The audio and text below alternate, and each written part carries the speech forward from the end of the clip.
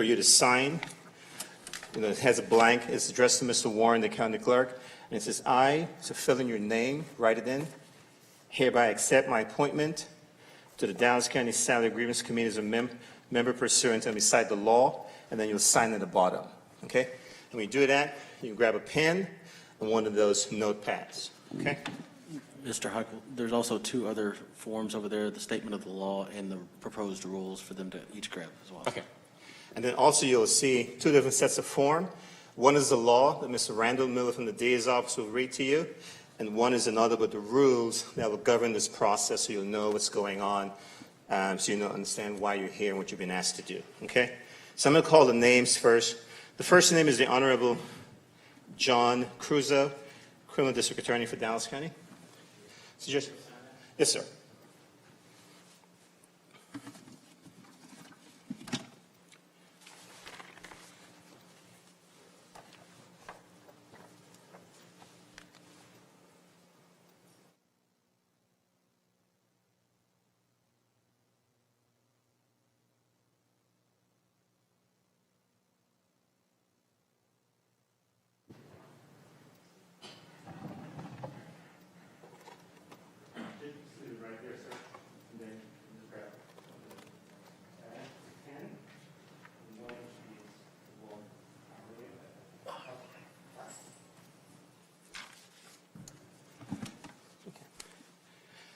The next member is Gloria Tubbs. Okay. The next would be Ashley Shipman.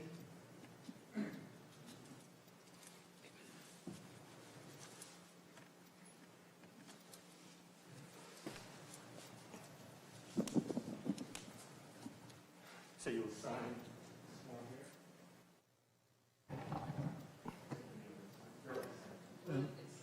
While you're doing that, our rules here in this room are, in the courtroom, are that we wear masks. If you don't have a mask, we can provide one to you.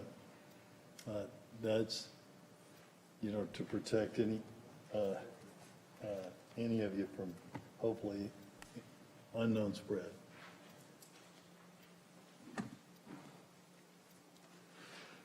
The next is Suzanne Topol.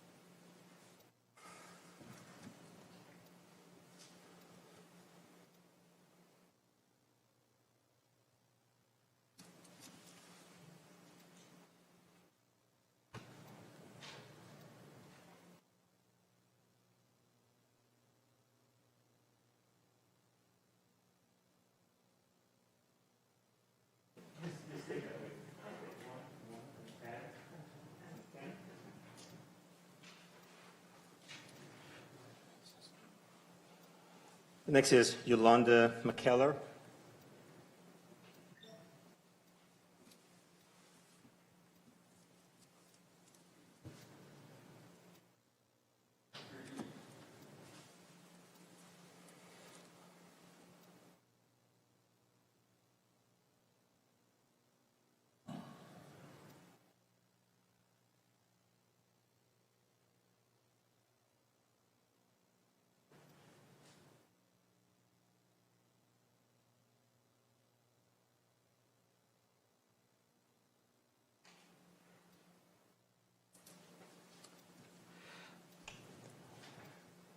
The next is Stephen Lascola.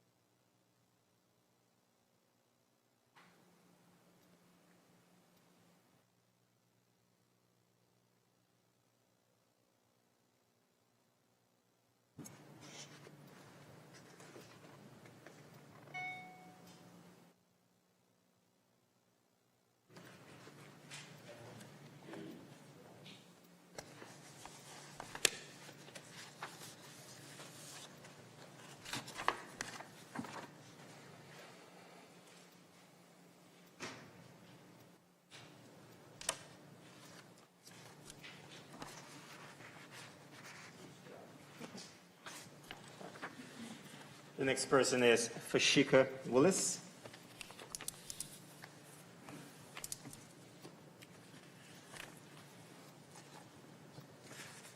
Sheikha Willis, Sheikha Willis. Fashika Willis. Next is Ross Roblin.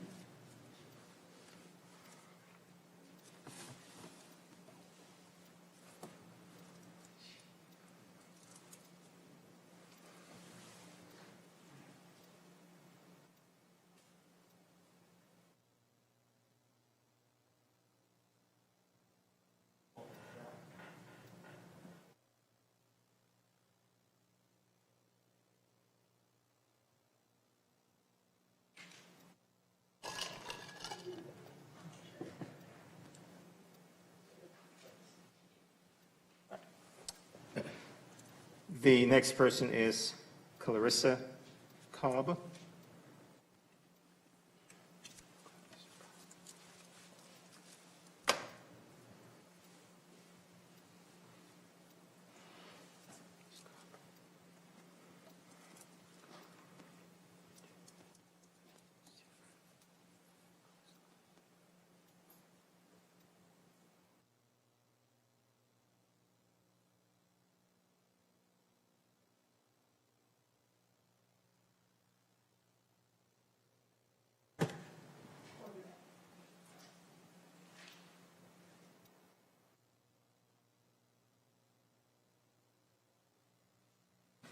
The next person is Tammy Burris.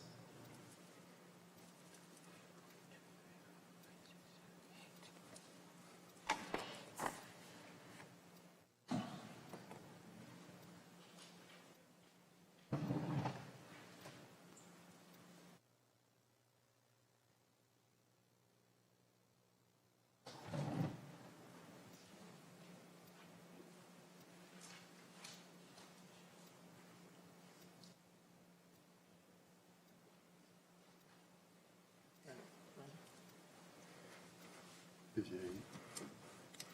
1, 2, 3, It gives you 7, 8. 8. I need one more page. You need another one. Yeah.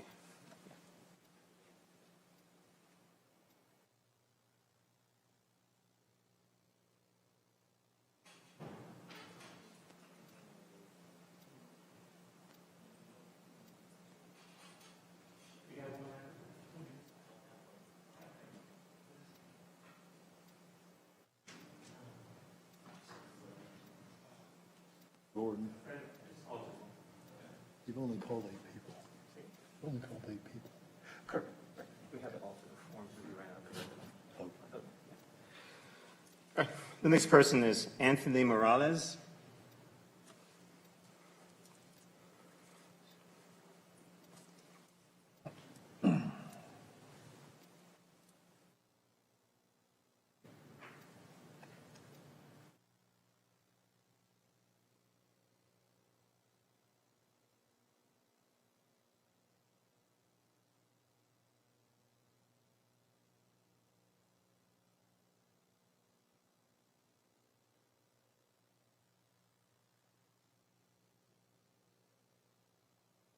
Let me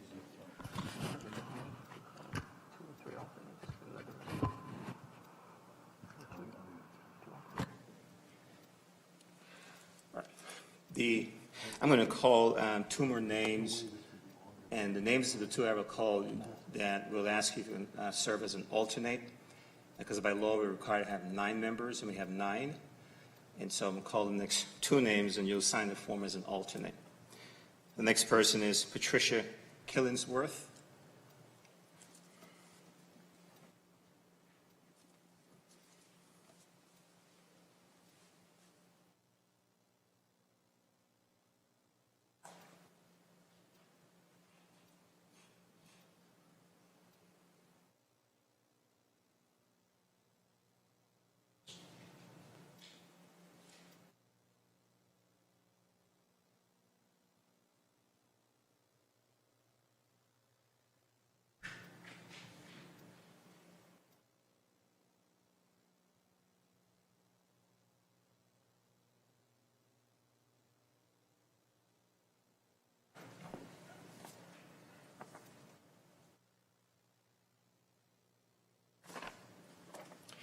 Last but not least, Barbara Askew.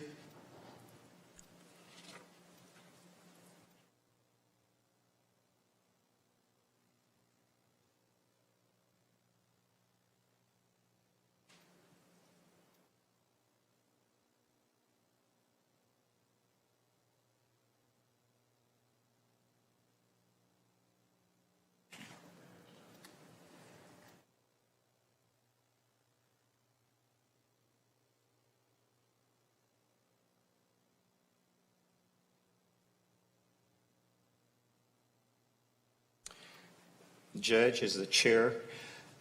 We have 9 members for the Salary Grievance Committee, and we have 2 alternates. I believe at this time, Mr. Miller. This time we should have the bailiff open the hearing, and then we're going to hear from Randall Miller with our DA's office with the applicable law. But I see our bailiff is outside. It's been motioned to the bailiff. While you're at it, just read the rules of the quorum. Get him in here. Yes, ma'am. Oh, let me, if your name, what's your name, ma'am? Kathy Kirk, your name was not called. Were you called here as a juror? Well, then, they did not reach you, so you're free to go. Kathy, Ms. Kirk, thank you. And anyone else who was not reached, thank you so much for coming down, for doing your civic duty. We really appreciate it. At this time, the bailiff we will open court and we'll read the rule. We're not going to hear from the speakers right now, but we'll go ahead and knock out the rules of decorum for our public speakers. Then we're going to hear from our civil DA with the applicable law. We'll give our friends a moment to leave who did not get called. And again, thank you all. And thank you all who are serving. It's a very important thing, and I appreciate people coming and doing their duty. Go ahead and open court. Those who are leaving. It's called the. This public meeting of the Dallas County Grievance Okay. Committee. Mr. Heichel, Officer Williams has those parking validations outside. Other side. Other side. Other side, yeah. Will you all rise, please?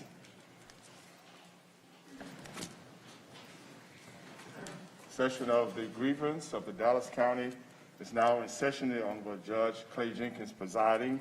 You may be seated. This is now the rules of the court. All Commissioner Court attendees are hereby advised that this meeting is conducted in accordance with the provisions of the Dallas County Code, Section 74-71. The visitors and registered speakers are to preserve order and decorum at all times. Personal, profane, or slanderous remarks are not appropriate and will not be allowed at any time during this public meeting. Any and all applause is to be kept brief in observance of time constraints.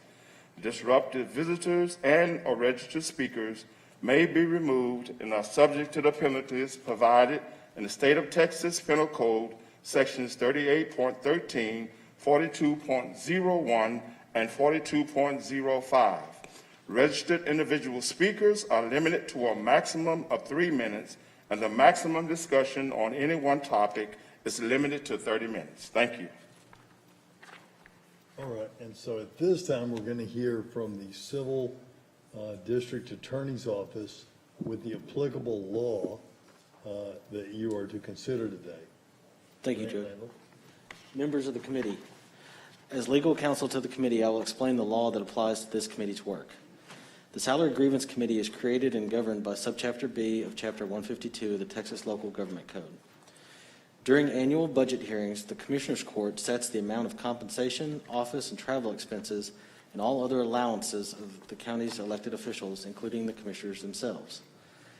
Before the county's annual budget is approved, any elected official may file a written grievance regarding the salary or personal expenses set forth for them by the Commissioners Court. Each grievance by an elected official is heard separately by a Salary Grievance Committee, which has 9 voting members, plus the county judge serving as the committee chair, but without a vote. The 9 voting members are certain elected county officials and some members of the public, unless the Commissioners Court votes to make the whole committee up of members of the public. Also, alternates may be appointed. Members of the public who serve on the Salary Grievance Committee are selected from the list of the grand jurors who served in the preceding calendar year. After the committee hears the grievance from an elected official in a public hearing, the committee votes on whether or not to recommend a salary increase for the elected official to the Commissioners Court. If 6 or more members of the committee vote to recommend a salary increase for the county official, then that recommendation goes to the Commissioners Court at its next meeting. If fewer than 6 members vote to recommend a salary increase, then nothing goes to the Commissioners Court. If 6, 7, or 8 members of the committee vote to recommend a salary increase, then the Commissioners Court shall consider the committee's recommendation at the next meeting, but is not bound by the committee's recommendation. If all 9 members of the committee vote to recommend a specific salary increase for an elected official, then the Commissioners Court shall include that specified salary increase for the elected official in the county's budget for the next fiscal year, which starts October 1 of this year. The Salary Grievance Committee's authority is limited to the consideration of salary increases for elected officials who file written grievances. The committee may not set policy for the county or otherwise change the county's budget. Mr. Stool and I are legal counsel to the committee and may answer legal questions from the committee members and the county judge who chairs the committee. The committee members should look to the chair, the county judge, for guidance on procedure on how to conduct the grievance hearings for these elected officials. All right. The first thing that we'll do, I don't really care where they're seated. I don't care that they're seated numbers because we're likely to vote. I think we're going to vote by putting things on a piece of paper and passing them along, so it doesn't matter where you're seated. The next thing we need to do is consider and adopt rules. And I think, Gordon, you have this, right? Yes. So Mr. Heichel is going to read some rules that were written by the district attorney's office, have been read and are acceptable to me. We'll need to have a vote, though, on whether those are acceptable to the committee. You want to read the rules? Thank you, Judge. Folks, again, good afternoon. Just so you know, when the proceeding begins, the grievant, and I call their names, they will be up here speaking to you. Ordinarily, you would have been sitting up here, but because we're trying to maintain social distance, we recognize it's not possible to have 9 up here and maintain the distance. But once it starts, one by one, they'll come up here and speak to you as you begin to consider what they're asking. And so the rules, the proposed rules are as follows. 1, the Salary Grievance Committee shall hold a public comment period before the presentations from the elected officials. The SGC authorizes the public comment period before the presentations of the elected officials by adopting these rules. Any person wishing to address the SGC during this public comment period must sign up to speak on a sign-up sheet. Each public speaker will be given 3 minutes to address the SGC. If any voting member of the SGC asks a question... SGC is you guys. That's the Salary Grievance Committee. If any voting member of the SGC asks a question to a public speaker, that time shall not be counted against the public speaker. The public comment period will last no more than 4 to 5 minutes total. Public comments must be related solely to the issue of the salaries or personal expenses of the elected officials who have requested a hearing before you, the SGC. 2, the SGC shall hold an individual public hearing for each file of the grievance pursuant to Chapter 152 of the Texas Local Government Code. 3, pursuant to Texas Local Government Code, Sections 152.014B, the county judge is the chair of the SGC, but is not entitled to vote. 4, the SGC may adopt or modify these rules for the orderly operation of the committee by a simple majority vote.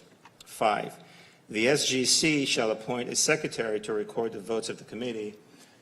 Just so you know, the one speaking to you is designated as the secretary, Gordon Heichel. 6, each elected official who has requested a hearing before the SGC shall have 10 minutes to make a presentation to the committee in any format the elected official so chooses. The presentation may include, but is not limited to, calling witnesses, presenting arguments, providing documents or evidence, or summation of the evidence. Number 7, the SGC will hear from each elected official, their representative, or their attorney regarding the complaint about the elected official's salary or personal expenses. Should an elected official so choose, they may cede all or a portion of their time to a non-elected official to make a presentation on their behalf as their representative by notifying the SGC secretary and the chair. 8, voting members of the SGC may ask questions of the presenters during the hearing if they choose to do so. 9, the SGC shall hear the grievances filed by elected officials in alphabetical order of each elected official's last name. 10, the Texas and federal rules of evidence shall not apply to the hearings before the SGC. 11, pursuant to Texas Local Government Code, Section 152.016D, the SGC's authority is limited to the consideration of increases in the salaries or personal expenses of county and precinct officers. The SGC may not set policy of Dallas County or add any new item to a proposed Dallas County budget. 12, at the conclusion of the presentation by each elected official, the SGC shall vote on each filed grievance from each elected official and make individual written recommendations to the Commissioner's Court if applicable. 13, other than questions or statements made to a grievant during a hearing, members of the SGC will not speak to the grieving elected officials or the media until the SGC adjourns after completing its work on all grievances. Sure. And just so you know, at the end of the presentation, you'll be given what, because some of your grand jurors may be familiar with what's called a charge, which will have the names of each of the elected official that has filed the grievance. But just so you know, those 9 individuals in alphabetical order are the Honorable Commissioner Dr. Teresa Daniel, the Honorable Constable Billy Gibson, the Honorable Constable Tracy Gully, the Honorable Justice of the Peace Thomas G. Jones, the Honorable Justice of the Peace Mike Jones, the Honorable Justice of the Peace Valencia Nash, the Honorable Commissioner John Wiley Price, the Honorable Justice of the Peace Katina Whitfield, and last but not least, the Honorable Constable Edward Wright.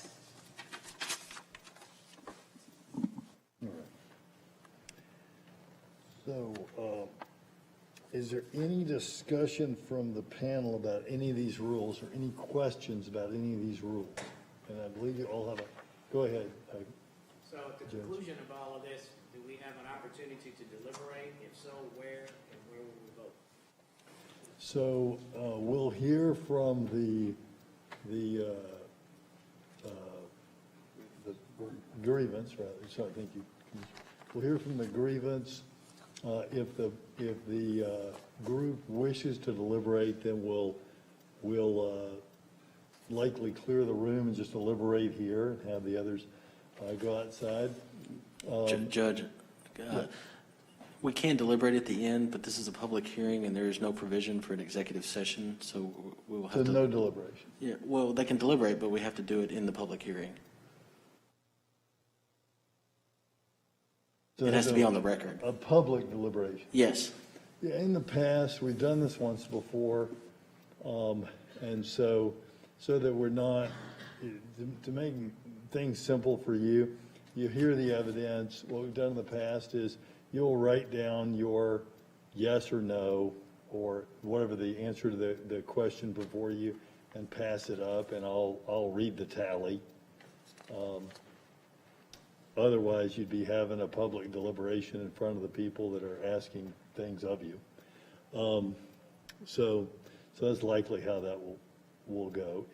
If there are 3 or 4 of you that want to have a public deliberation, I suppose they could do that with the people that are asking you for something, looking at you, but the rest of you do not have to participate in that. All right, any other questions before we adopt the rules? Okay, so the way this will work is we're going to do this by a show of hands. If one of you will make a motion to adopt the rules if you so desire, does anyone make a motion to adopt the rules? I'll make the motion that you accept the rules. All right, she makes the motion that we accept the rules. Does the, You gotta have her name. oh, and tell us your name for the record. Suzanne Copel. Okay, Sue Ann Copel makes the motion. Does anyone second the motion? I saw Judge Crusoe seconds the motion. All those in favor, we can do this by a show of hands, signify by saying aye. Any opposed? Okay, the rules are adopted. Next, let's see. We're going to hear from our public speakers. And so I don't have a list unless you put it in there for me. I don't see it, list of these public speakers. Yeah, she's got it here. Great, thank you.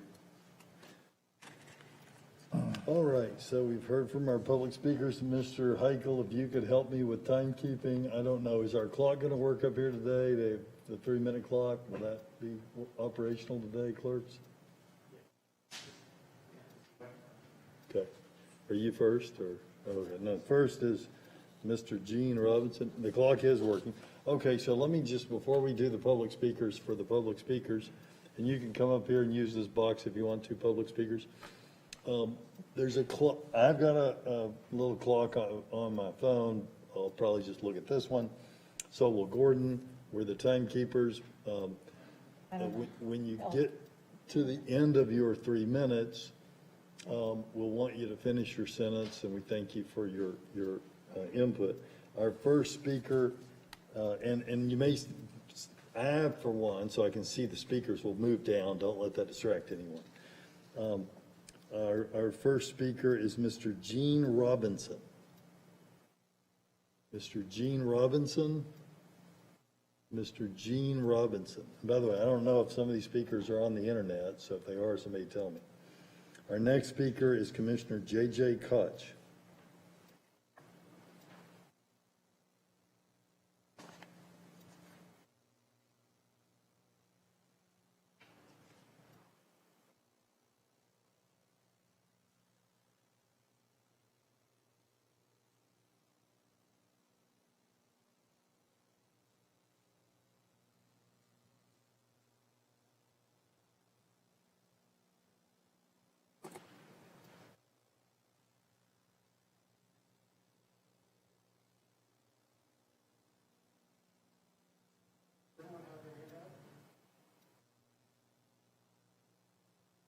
All right, I want to thank you all for serving in this critical manner. My name is J.J. Koch, I'm the County Commissioner for District. Mike's not, you can't hear? Okay, here we go. Thank you for serving here in this critical matter. My name is J.J. Koch. I'm the County Commissioner for District 2 here in Dallas County. And yes, this is somewhat my fault. I first voted no on a 2% pay raise for elected officials on September 7th. This past Tuesday, I tried to save you all from having to be here by offering a 2% raise again for all elected officials, and I am still willing to do that. Here's the most important thing to focus on. Here in Dallas County, our elected officials are very well compensated. Today we have grievances from 4 justices of the peace. They are paid at least 6%, let me make that bigger, 6% more than our sister counties, people doing the same job with the same type of requirements for living. We have 3 constables that are grieving here today. They are paid 11%, an entire 11% more than the elected officials in Tarrant County, okay? And now we have 2 commissioners here today that are asking for more money. Here is our average salary for the commissioners, $157,000. But that average is amongst 4 people. 2 of us, myself included, we don't take the pay raises every year. So the two commissioners that you're going to hear from today that are grieving, they are paid $170,000 a year, okay? That is only 6% less than Tarrant County. And if you look at Tarrant County's salaries on this top line piece, they are well compensated, more well compensated than most of our officials here in Dallas County. The funny thing about that, our justices of the peace and our constables still get paid considerably more than this generous county right to our west. So, the decisions regarding pay are no longer in my hands. They are absolutely in your hands. And I'm asking that you give the grievance either 2% or 0%. If the majority give them 0%, I'll know that's what you want for Tuesday, and I will support that. If the majority give them 2%, I'll support that as well. Now listen, if you choose to give them what they're asking for, the 4%, I cannot support that.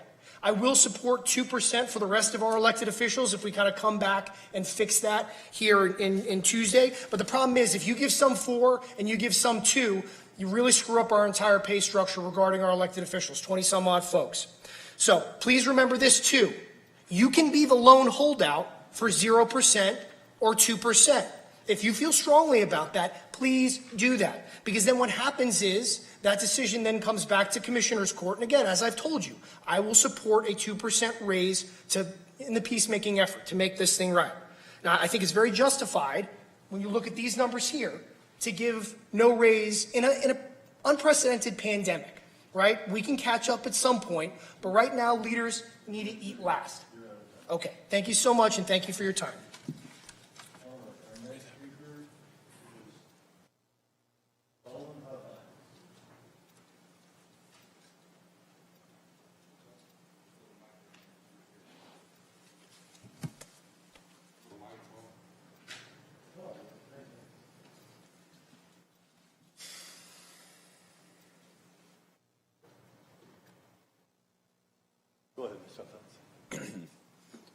Hello.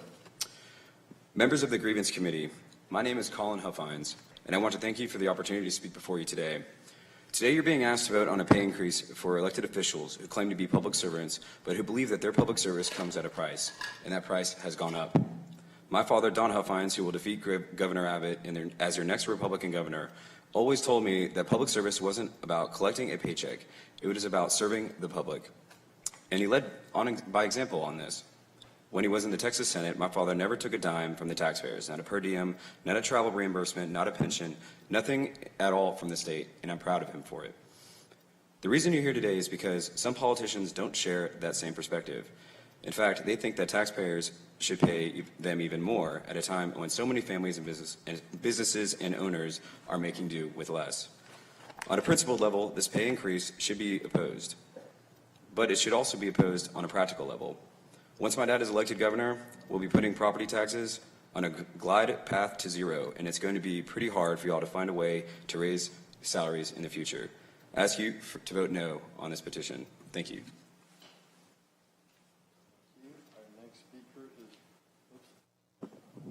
Thank you. Our next speaker is Ms. Jenny Gilchrist. Ms. Jenny Gilchrist, Ms. Jenny Gilchrist. Our next speaker is Mr. Richard Richardson. Mr. Richard Richardson. Mr. Richard Richardson. Our next speaker is Bruce Dene.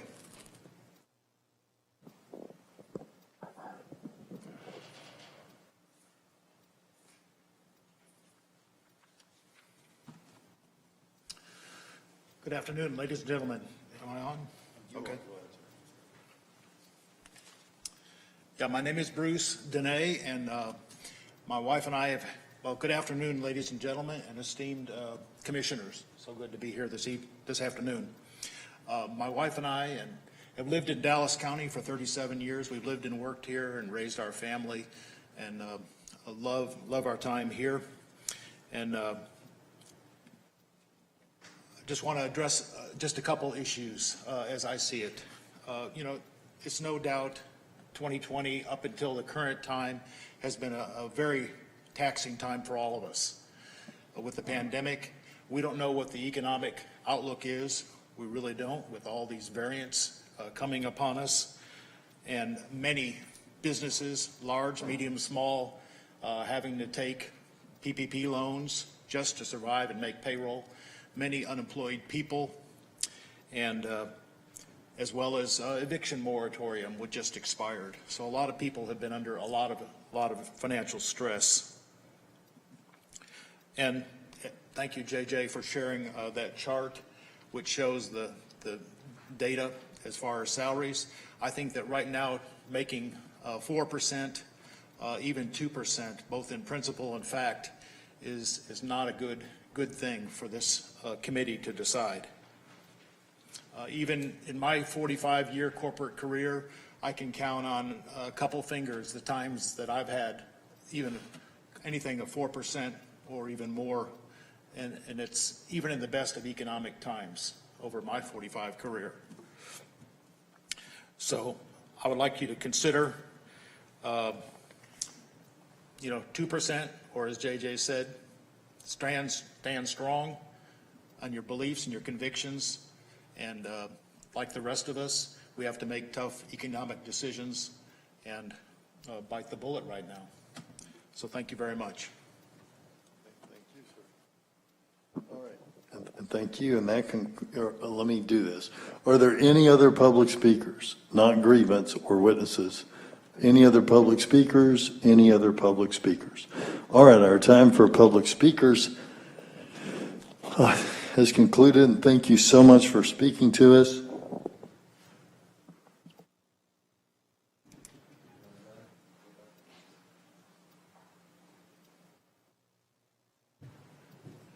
May I ask that the display be returned behind the desk here so there's not a distraction to what speakers are saying? Sure. Thank you. All right.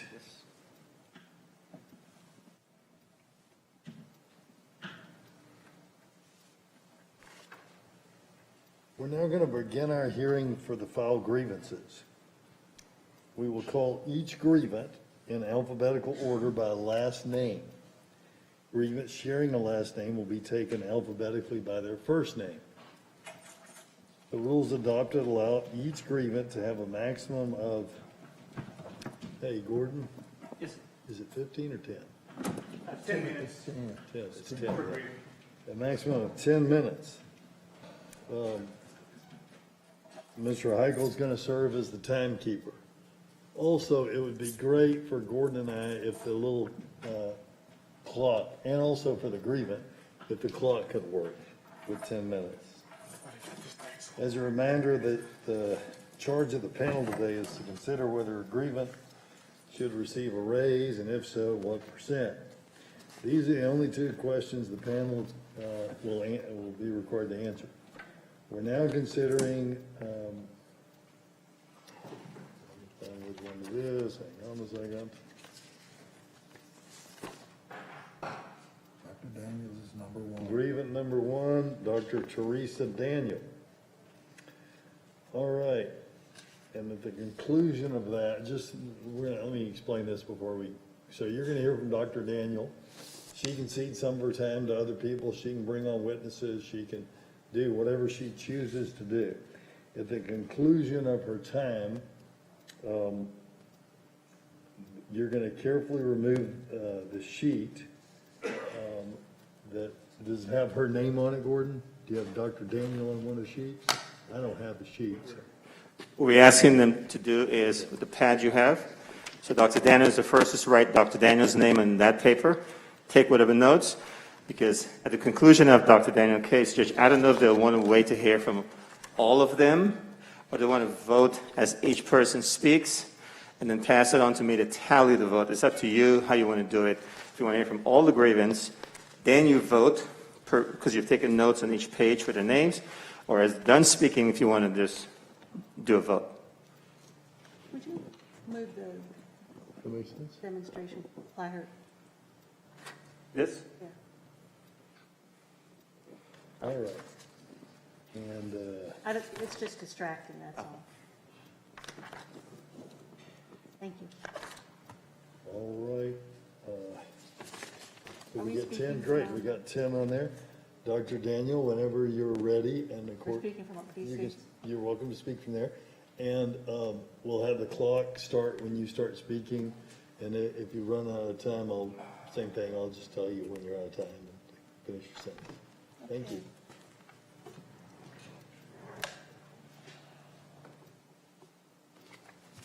Good afternoon, and thank you very much, first of all, to the citizens of Dallas County for agreeing to serve, and Judge Clouseau for agreeing to serve on the Salary Grievance Committee today. That touch of that communication with citizenry, I think, is a very important piece of what we're doing here.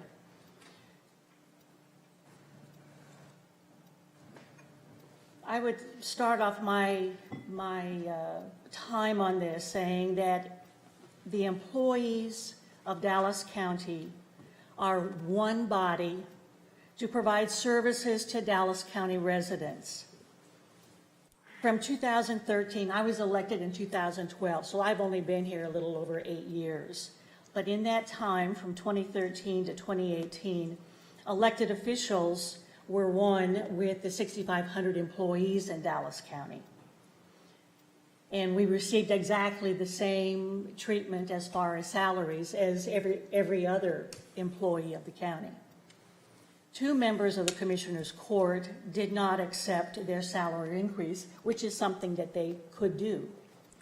In 2019, separating out elected officials did happen, and that the decision affecting 2 of the commissioners was grieved. In the end, in 2019, all elected officials received the same increase as the body of all employees of Dallas County. In 2020, all position salaries were frozen, so nothing happened. And so now we find ourselves in 2021, where once again, elected officials have been separated out from the employees of Dallas County. And at this point, will receive no adaptation in their salaries. We'd like to talk just a minute about, as an elected official working at Dallas County, that as in so many ways, we are employees and we do work in that one team effort. All of the elected officials who are named work at least 40 hours a week. All the elected officials respond to needs on 24/7 basis. If there is a need that falls under our purview, then we respond, regardless if it's in the evening, on Saturday or Sunday. Many elected officials make decisions as head of a department in Dallas County. Many of the elected officials supervise other county employees, just as the other department heads would. All employees, whether elected or appointed, know their salary upon being hired. All consider ourselves part of a public servant body. We have a commitment to serve Dallas County residents in the way that our jobs would indicate. I, as a county commissioner, the tax assessor in his job as assessing and collecting taxes, the director of our HR services in providing HR services to all of the employees, including elected officials. And we all rely on Dallas County employees to get the job done. That by working together between the electricians, the nursing staff, HR staff, all of us together, commissioners, we are able to do the job that the Dallas County residents hire us to do and expect all of the people who we hire to do. And I rely on elected officials in exactly the same way as I do on appointed department heads. I go to John Ames, the county tax assessor, just as I go to Alberta Blair, who is the head of Public Works. I go to Sheriff Brown, just as I go to Melissa Kraft, who is the director of IT, of the IT department. Therefore, seeing that it is a benefit for the whole team of Dallas County employees to continue to work together, shoulder to shoulder, providing the services that Dallas County residents expect as a team. And therefore, we all should be treated in the same way. So that I ask that all employees be treated equally and be given the same salary adjustments, and whichever amount is approved for the 2021-2022 budget. Efforts to establish equitable salary distribution occurred in Dallas County, in my recollection, most recently in 2013, in order that across the whole team of Dallas County employees, that there was some rhyme or reason on how their salaries were reached at. The result of separating out elected officials causes increasing disparity over time of people who are in similar positions, whether it's the size of their departments, the number of people they supervise, the decisions they make as a manager. Therefore, I repeat that I ask that all employees of Dallas County, elected officials as well as people who are appointed or hired, be treated equally and given equal salary adjustments. And thank you very much for your time that you're taking to be here today. Thank you. Thank you. All right, at this time, yes, please go ahead. Commissioner, are you saying that since 2013, this philosophy of some of your commissioners to not grant a pay raise to elected officials has been in play? Yes, because there's always been the requirement that elected official salaries be posted in the newspaper. Okay, so if that philosophy had maintained itself and had a majority, elected officials like yourself, not like me, by the way, because I'm not in this, my pay doesn't change, but elected officials like you would be stuck on the same salary that you would have been making in 2012. Yes. Okay, and unless something changes in the philosophy of those who are voting to maintain no pay raise for elected officials, if you maintain your elected position for 2 years, 4 years, 6 years, 8 years, 10 years, 12 years, you'll still be making the same salary that you made in 2012, or what was the salary? Yes. Okay. The amount of money that we're talking about, if it's 4%, do you have an idea of the actual dollar amount that is, if that amount of money is added into the budget for those who are grieving? Hey, the amount of 48,000 was used when we were discussing this before, but I am not positive if that would refer to the 2% or was to the 2%. That had been proposed. But the issues are either 2 or 4, am I correct? Well, I would say that we just be kept on even keel with the other. So if those are the two numbers that are up for discussion, then either 2 or 4, you're right. Okay, well, Commissioner Koch talked about 2 and he talked about 4. Can you explain what the difference is between the two? Because I don't know. I think originally in the budget that was proposed by the budget department, 2% was suggested across the board. In looking at what's called it's a PCI inflation rate, and within what state statute would say, there was a, let's see, where is that number? There's a limit there's a cap to what any increase in salary could affect the budget. And I understand that limit would be in the area of 3.6%. Okay, let me ask you another question. Do you know what the budget for Dallas County will be this year? I have a pretty good idea. It will not be approved until this coming up Commissioners Court. Well, roughly, what might it It's be? roughly $1.1 billion. 1.1 billion? Billion with the B, yes. Okay, and so we're talking somewhere 48 or maybe more $1,000, depending on 2 or 4, correct? Right. Okay, do you know what percentage, if these raises are granted to the individual public officials, elected officials, what percentage of the budget that will be? Tiny. Well, what does tiny mean? 2% of 1.1 billion. 0.0001 I have been. Okay, all right, we don't have rules of evidence. Well, we do, we have whatever rules of evidence I come up with, because we're being very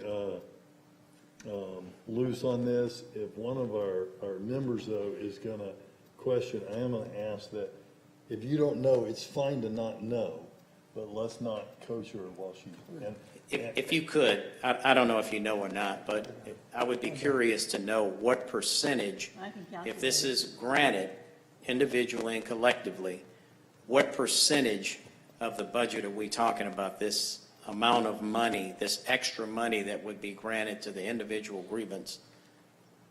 What percentage of that is of the actual potential proposed budget for Dallas County? Do you want me to calculate it? If you can, I or can do have the that. budget department or whatever. Let's see what I come up with here.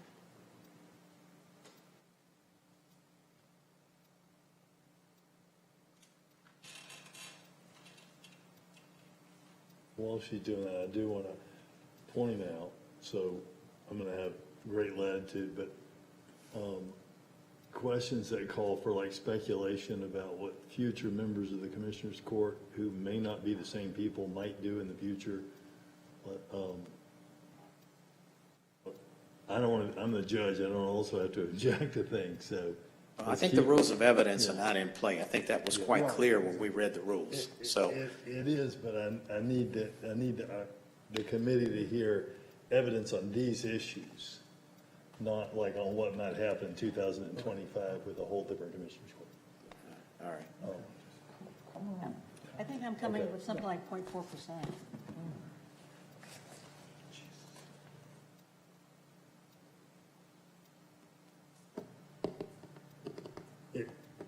Well, if you could ask, maybe the budget I department. just said that. I'm coming up with 0.4%. I mean, it's a, Just tell me all. if we're using 48,000 as the, Okay, so if this will speed things along, I believe based on what I'm told that it's 0.005. 0.001? Oh. yeah, Okay, the decimal point. Okay.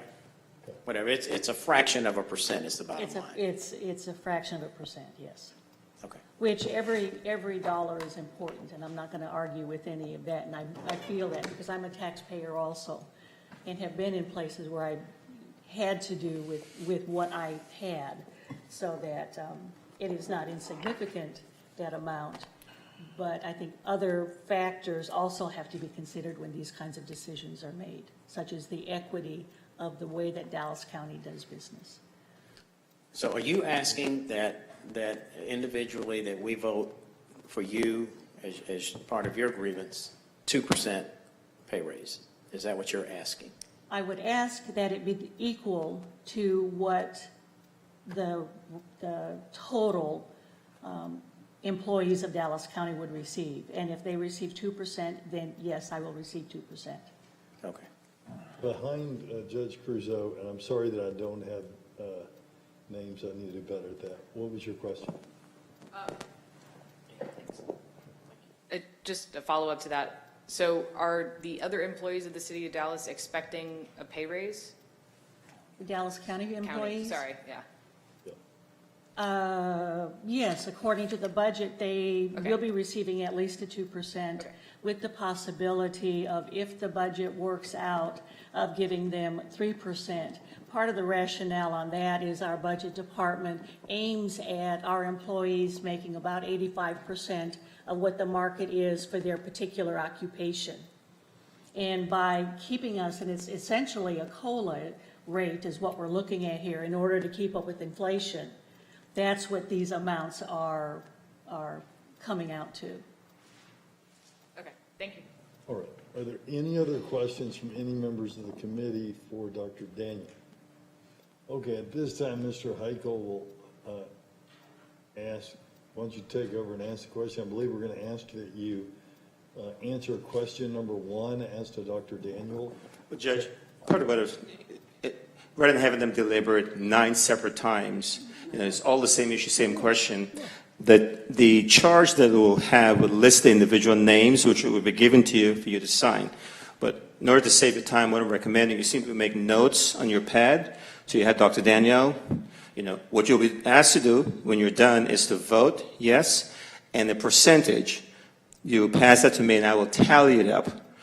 And then, then you hear from each grievance. So on a separate page now will be the next grievance, the next grievance, the next. So you do 1 deliberation and 1 voting. Thank you for your consideration.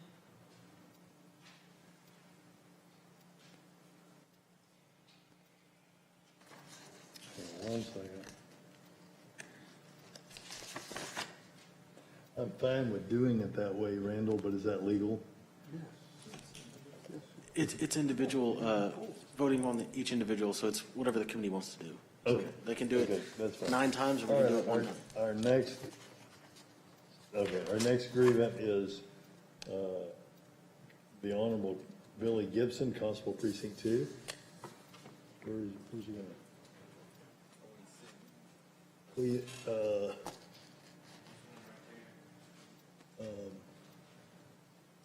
Wherever, you can come up here and sit with me, Billy, if you want to, because they need to be able to see you. Just come sit up here.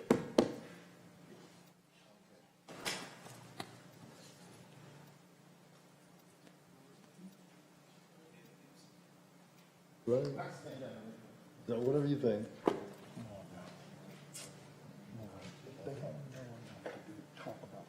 Good evening, ladies and gentlemen. I want to thank you all for coming out today. Constable, can you turn on the mic? Press the, yeah, Test. it's on, it's on. All right. Good evening, ladies and gentlemen. Constable Bill Gibson. I represent the eastern side of Dallas County, covers Garland, Mesquite area, Rowlett. I want to thank you all for coming out today and hearing each and every one of us. I'm not going to take up too much time, and I'm not going to try to get into the numbers, but I'd like to just paint a picture for you of who I am as an elected official. And so for over 20 years, I've served this great nation in the Army for 20 years. And I've been working here in Dallas County for over 15 years. I started out as a DSO, and I went to the deputy side, working for the Sheriff's Department, worked out in traffic and patrol. I also, I'd like to say, promoted to the DA's office as a senior investigator. And from there, I got elected as your community constable on the eastern side of Dallas County. So today is, for me, is about just giving you an understanding of what we do each and every day as elected officials. The average employee might put in 40 hours, but as an elected official, we're called upon to serve the people, which causes us to be drawn from our families in the wee hours of the night, during the daytime, i.e. like during the pandemic. When most people were sheltered at home, we were asked to be out in the community and ensure that the safety of the public was put first. So what I'm trying to say is that what we are testifying on today is not just about us. The funds I receive from the taxpayers, which I'm a taxpayer myself, are utilized to be put back into the community. My office during the pandemic got a call from the Carter's house in Dallas about a family that was not able to have a Christmas. So I got my administration and we reached in our pockets to give to that family and ensure that they had Christmas for the kids, not only have a Christmas dinner. During the pandemic, we saw a need in families that was losing their jobs. So we came together and we gave over hundreds of turkeys to the community. Those funds came from the taxpayers' dollars, because I reached in my pocket and gave out of my own income to contribute back to the community. And so, just like as a soldier, I raise my right hand to give my best foot forward each and every day to protect this great nation. I do the same thing as an elected official. My public service didn't start just with Dallas County. It goes all the way back to the age of 19 when I started working in the Texas prison system. So I've been in all kind of levels of government to understand my responsibilities as a public service or servant. And so today, I'm asking you to look beyond our title as an elected official and understand that we too not just serve the citizens and give 40 hours. It's what we do outside the clock in the 8 to 4, 30 hours of Dallas County that is untold a lot of times. You know, I have a family, I have kids, I have a 20-year-old and I have a 10 and 12-year-old that I use that to fund them. And so, yes, we are in a pandemic, but like you already heard, it's about fairness. It's about fairness. So if we're not asking to be treated any different, we're just asking to be treated the same as all the other county employees. So if a raise is going to be implemented across the board, then we are county employees as well. A lot of us that you are here today have been serving Dallas County for years, decades. And so in closing, I just ask you, in the end, when you consider all the words that you heard today, because it's not going to make a difference. I served Dallas County when we went 3 years without a single raise. We didn't accept a raise last year. So I served the citizens of Dallas County without taking raises, but I served the citizens of Dallas County when we was giving raises as well. And so I just ask you all to look deep into your hearts, and whatever you decide, then we're going to be okay with that. So thank you all for coming out today. Thank you all for what you're giving in your service to Dallas County as well. And so my remaining time, I yield to Commissioner Price. Thank you all. Thank you. Sure. Sir, you have a salary, and can you tell us what your salary is, as best you understand it, your yearly salary? Yes, my yearly salary is $133,000. Okay. Do you own a home? I do own a home. Do you insure your home? I do pay insurance on my home. Are you compensated, or do you write that off, or you reimbursed for that by Dallas County for the insurance that you pay on your home? No, I do not. Okay. If the cost of your insurance goes up from year to year, do you get some reimbursement for Dallas County for the extra that it goes up? I do not. Okay. Do you have cars? I do have cars. You have car insurance? I do have car insurance. You insure the car or have a car insurance for your 20-year-old? I do have car insurance and health insurance for my 20-year-old. Okay. If your car insurance goes up, do you get reimbursed by Dallas County for the increase in your car insurance? No, I do not. Do you get reimbursed by Dallas County for the cost of your car insurance? No, I do not. Okay. If gasoline goes up and you take stock of what it is, per dime, 5 cents, or whatever, for your personal vehicles, if you have a spouse, your kids, are you reimbursed by Dallas County for your gasoline, your personal expenses? No, I do not. They give us a car allowance as a constable, and that's it. Okay, but your wife, your children, anything like that, you don't get to file a report and get that money back? No, sir, I do not. Okay, when the price of gasoline goes up, do you file a report with Dallas County and you reimburse for that? No, sir. Okay, so you're on your own as far as the cost of living is concerned? That is correct. Okay. All right, thank you. Any more questions? Our next grievant is the Honorable Tracy Gully, Constable Precinct 2. Precinct 1. Gully is 1.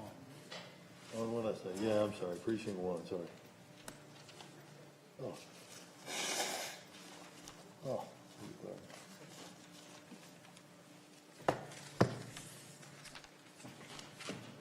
Good afternoon.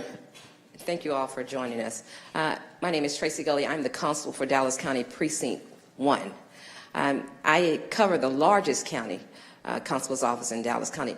And I'm not going to take much of your time. As a matter of fact, I'm going to give my time for Commissioner Price to speak on my behalf so that he can actually tell you the numbers that we generate here in Dallas County.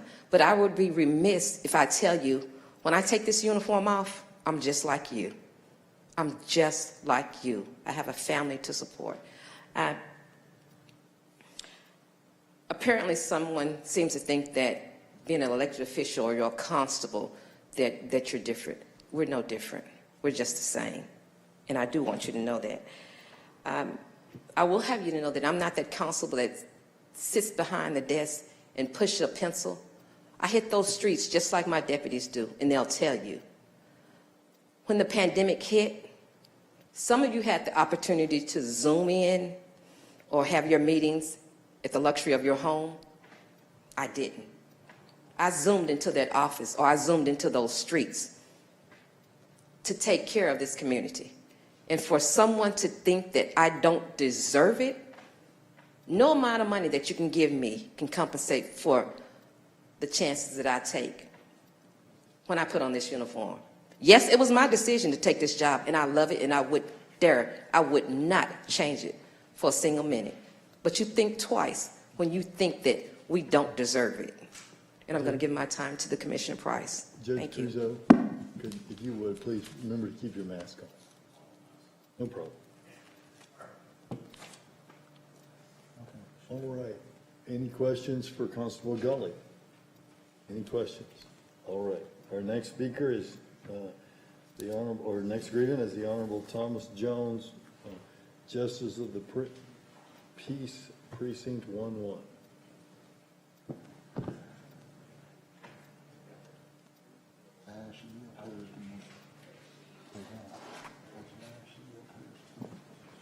They're going to talk at the end. Good evening. Let me thank each of y'all for coming out to hear our grievance. I did not expect to speak, so I won't say much. So the time that I do have, that I will have left, I will yield to Commissioner Price. I am Thomas G. Jones, the Justice of the Peace in Precinct 1, Place 1. I'm not asking to be treated any different, but treated the same as all of the employees of Dallas County. I like to think that in Precinct 1, along with Constable Gully, we have elevated that precinct to being the #1 precinct in Dallas County. Some say we're the #1 court in the state. And that's based on the cases that we adjudicate. That's based on the people that we serve each and every day. And whether you support a 2% increase or a 4% increase or none of the above, when we leave this building, we'll return to our respective offices and perform our duties. And do it because that's what we have been elected to do. And so we would do that today. But I think that when you look at the representation that we provided to Dallas County in terms of being number one. That's not just the precinct of the number one precinct, but we have worked to earn that. And I think that when you look at it, we are there from each and every day. And sometimes, and Constable Gully did not say, but sometimes we're there even on the weekend working to serve this community. That's what we have been elected to do. And so with that, we ask for your support of the raise that's given to the Dallas County employees. And as I stated earlier, if it's 2% or 4% or no percent, then we will still be at Dallas County Monday morning serving. Thank you, and may God bless you. Any questions for Judge Jones? Any questions? All right. Our next speaker is Justice of the Peace, Precinct 1-2, the Honorable Michael Jones, Jr.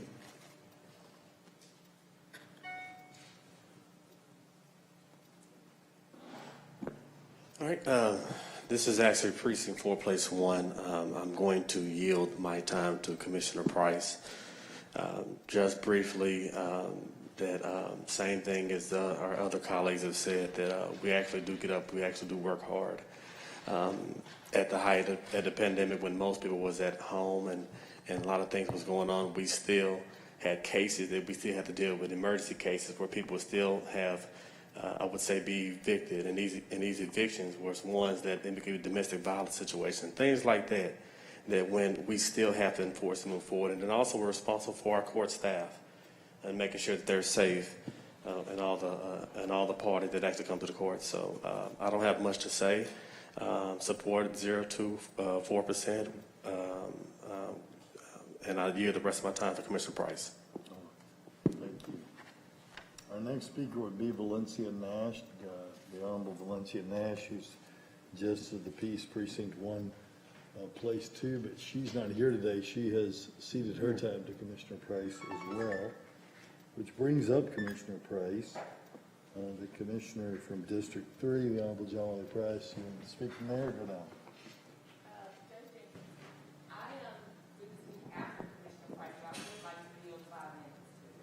All right.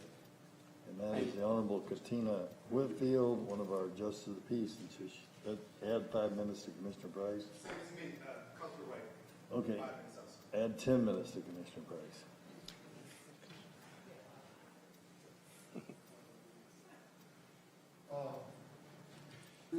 Commissioner, before we start, we're going to let's tally up the time so you'll know. Yeah, that's good. That's good. How much time did you have? So you have your 10 minutes, Commissioner. Then you have a combined 10 minutes from Judge Whitfield and Constable Wright. Then you have 10 minutes from Valencia Nash.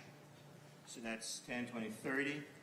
9 minutes and 7 seconds from Thomas G. Jones. I'm sorry, from Mike Jones, Constable. JP.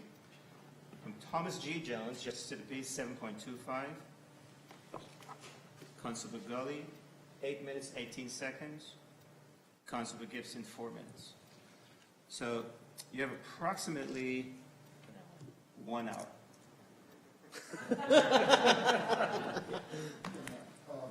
Judge, can I get the time? Is it one per person, Commissioner? Yes, please. Can you get what? I wanted to be able to pass that out. Sure. To the committee. First of all, I also want to thank you. We had to go through this exercise before, and that's the reason you're hearing a lot of yields and all. I've been a county commissioner for 36 years. That's probably the reason they realize I've been through budgets. I've done this for a minute. I've been with Dallas County over 46 years. 10 years I was an assistant to Judge Steele, and believe it or not, recently having received my retirement benefit, I was able to buy back in 4 years. So I've been with Dallas County 50 years. All my life, all my adult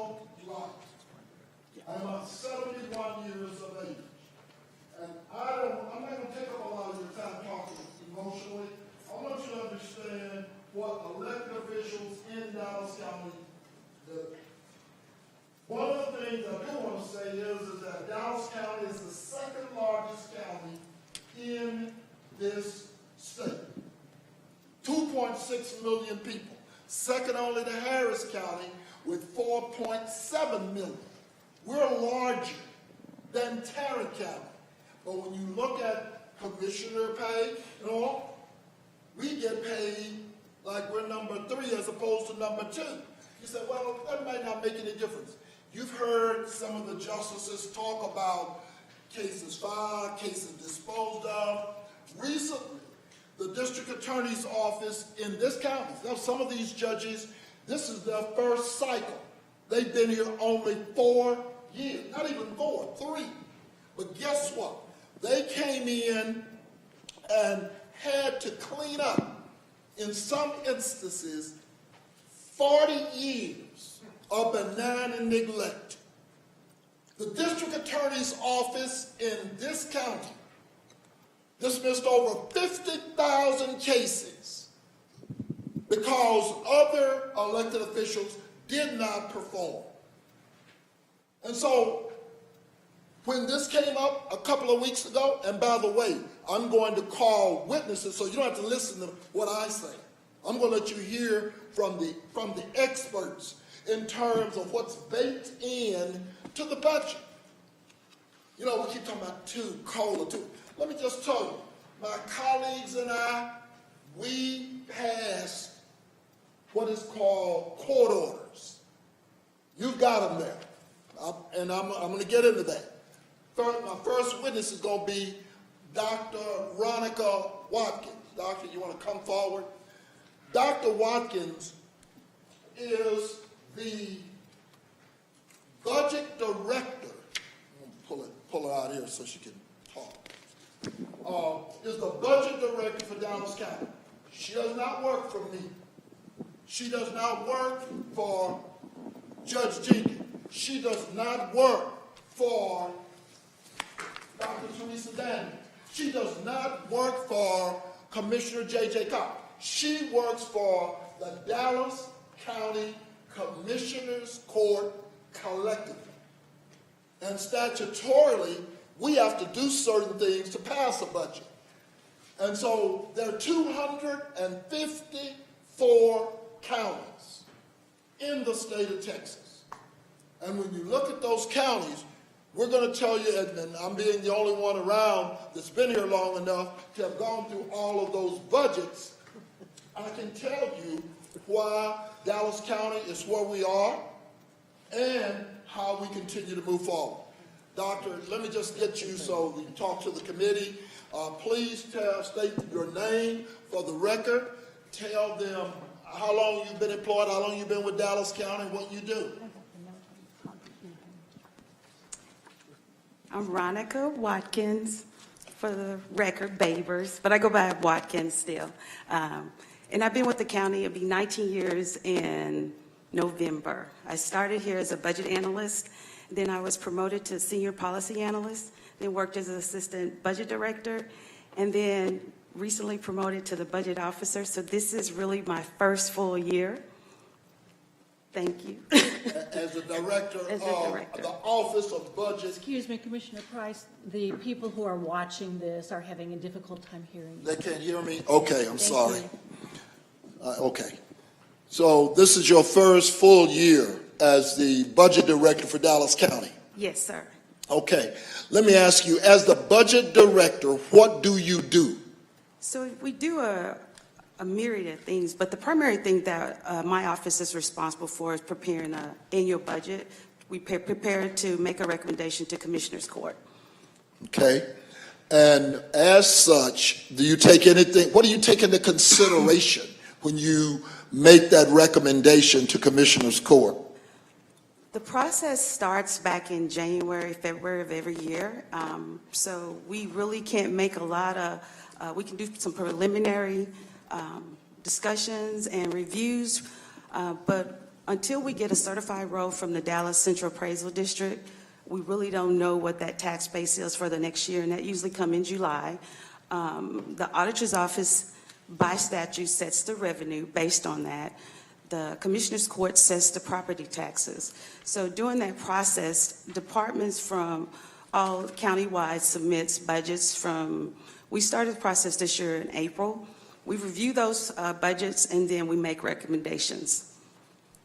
Let me turn your attention to July 6th of this year. Was there a court order on the Dallas County Commissioners Court agenda? You want me to be more specifically? Yes, please. Okay. Let's talk about an order wherein the Dallas County Commissioners Court, Order 2021-0685, we considered what we call a PCE, Personal Consumption Expenditure Price Index Salary Adjustment.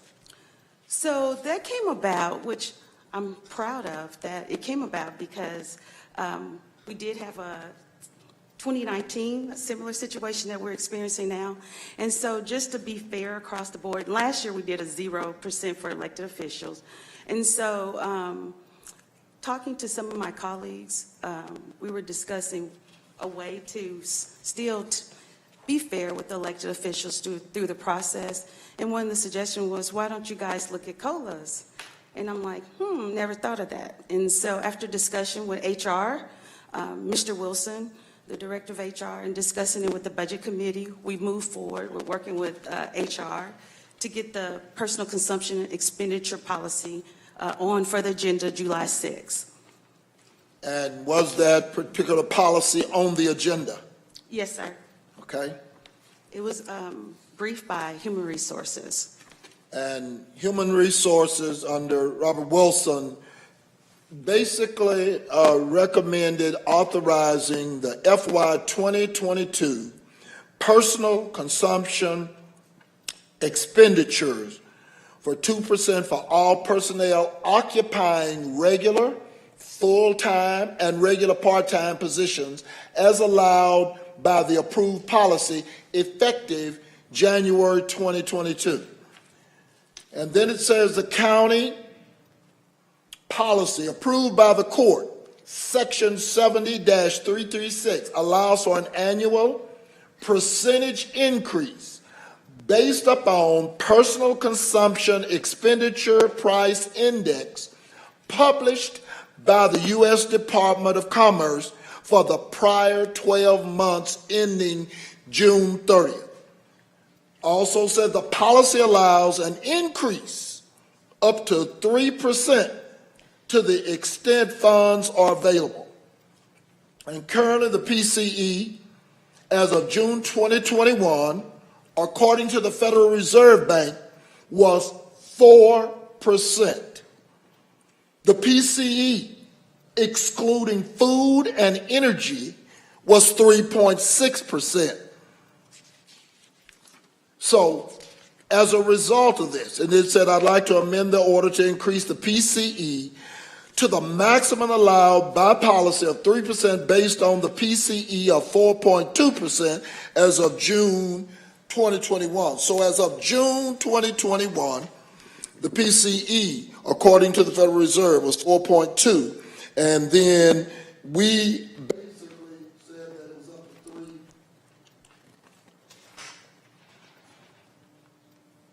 Okay, it's coming back on. It goes out now, and I guess it doesn't want me touching it. Okay. Bottom line is, did the Commissioners Court unanimously adopt this policy with regards to the PCE? On July 6th? Yes, on July 6th. The PCE was passed in Commissioners Court. Okay. Let me ask you something. What is it? I heard someone ask earlier, what is the budget of Dallas County this year?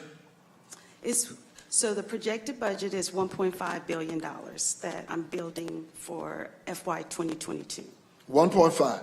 Yes. Let me just ask you, when this first came up, the issue of salaries, and as you said, this is not the first time. We had to grieve it the last time that there was a pay increase for elected officials in Dallas County. Is that correct? Yes. When you first and I queried you from the dais with regards to your presentation for 22 or 24 elected officials, all 22, what was the price consideration when the majority of the court voted no? What was the cost? So the 2% was $48,000. Was $48,000 total. Total for Total. next year. Not per, total. Yes, sir. No raise given last year. Total, 48,000. And the court voted 3-2. No. Then, as Commissioner Koch said, he brought it back to talk about 2%. Well, at that time, had we already begun to receive grievances from affected elected officials? Yes, we started receiving grievances that same day. The same day. And as a result of the grievances we received, what was the kind of running amount that the elected officials had requested? 4%. 4%. Now, let me just ask you, and Dr. Daniels was asked this earlier, in your budget construction, is there not for all the employees presently proposed 2% raise and 2% structure? It's 2% PCE and 2% structure for countywide. 2%? For non-elected, though. Okay, so in other words, employees are already baked into the budget at what percentage? It's 4% proposed for FY22 budget. 4%. Total. Proposed. I get it. We haven't done the budget yet. I'm there. Now, I guess what I want to ask you, Dr. Watkins, are those dollars already in the budget, regardless of whether the court does or no new tax rate, or which some of you will recall is the effective tax rate, or not? Is it already baked in? So the 2% was already included in my presentation for September 7th for the 48,000. Is that your question, or is it? Well, no, I'm really talking about both the 2 and 2. That's already baked in. Yes, for countywide. Right. Yes. And the only thing that the people who are grieving today is back 48,000, which is 2, or 96,000, which would be 4. Yeah, so the total would be for the elected officials, about 113,000. 100 and what? 13,000. 113,000? Yes, sir. Okay, and that's on a what size budget? Oh, my total budget proposed is 1.5 billion. Okay. And so what I'm saying to you is, are you familiar? I've passed out to the grievance committee elected official pay increase. Are you familiar with this document that I have presented to the committee? The table? The table. Yes, sir. I worked with HR in putting this together, Robert Wilson. Okay. So in FY 2020, Dallas County received 4 after we grieved. Is that correct? Yes, that's the asterisk there because after the grievance committee, it was brought to Commissioner's Court to pass it 4% across the board. I got it. Collin County got 3% that year. They're a smaller county, correct? Correct. Denton County, even smaller, got 5%, correct? Correct. Tarrant County got 3%, smaller county, correct? Correct. FY 21, here we are again. Last year, what did Dallas County get? It's 3%. No, 2021. This is for the elected officials. Oh, 0%. 0%. And what did the employees get? 3%. It was a structure. 3% structure. Collin County got what, according to the table? 2%. Okay. Denton County did 0. and Tarrant County did 0. Correct. Now we come to FY 2022, which is before the committee, correct? Correct. And the county, again, has proposed 0. Correct. Collin County this year, what are they proposing? 3%. 3%. Denton County, what are they proposing? 6%. 6%.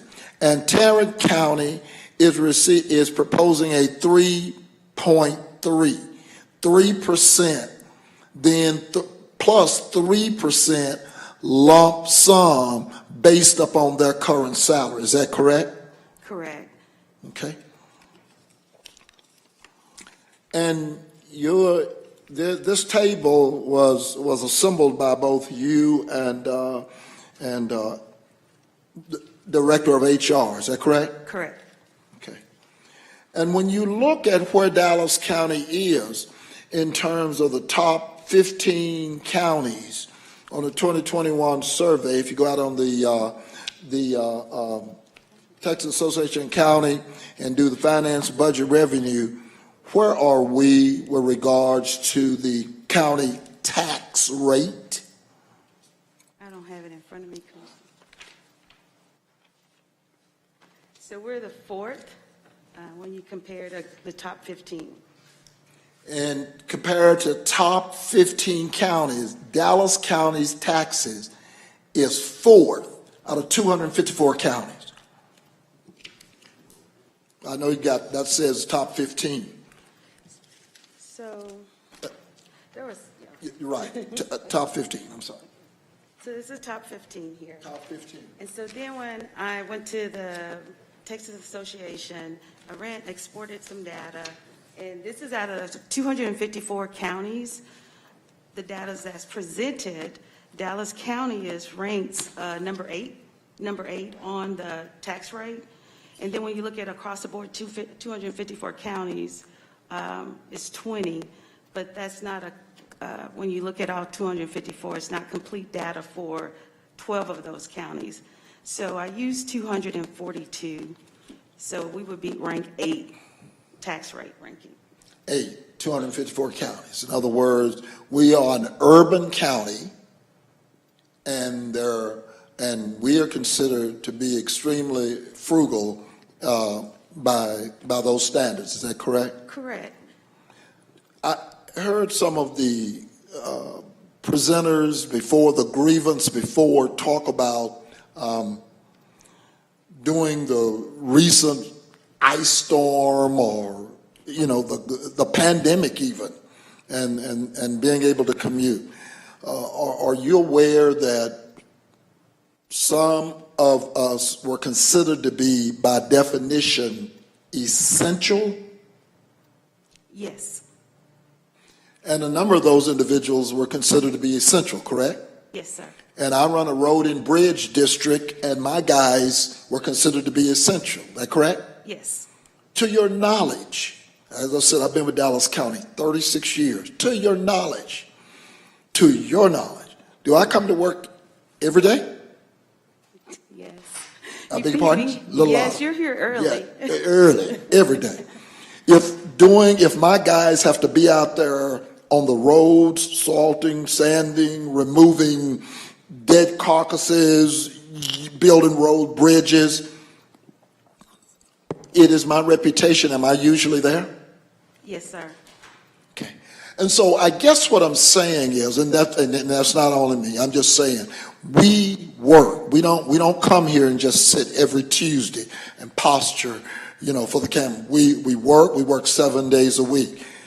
And so I guess what I'm saying to you, Doctor, is that this budget will basically take $113,000 and be able to absorb it without any tax increase or any other consideration. Is that correct? Yes, sir. Okay. Thank you, Doctor. I didn't know if any of the Salary Grievance Committee, Judge, I will yield. Yes, sir.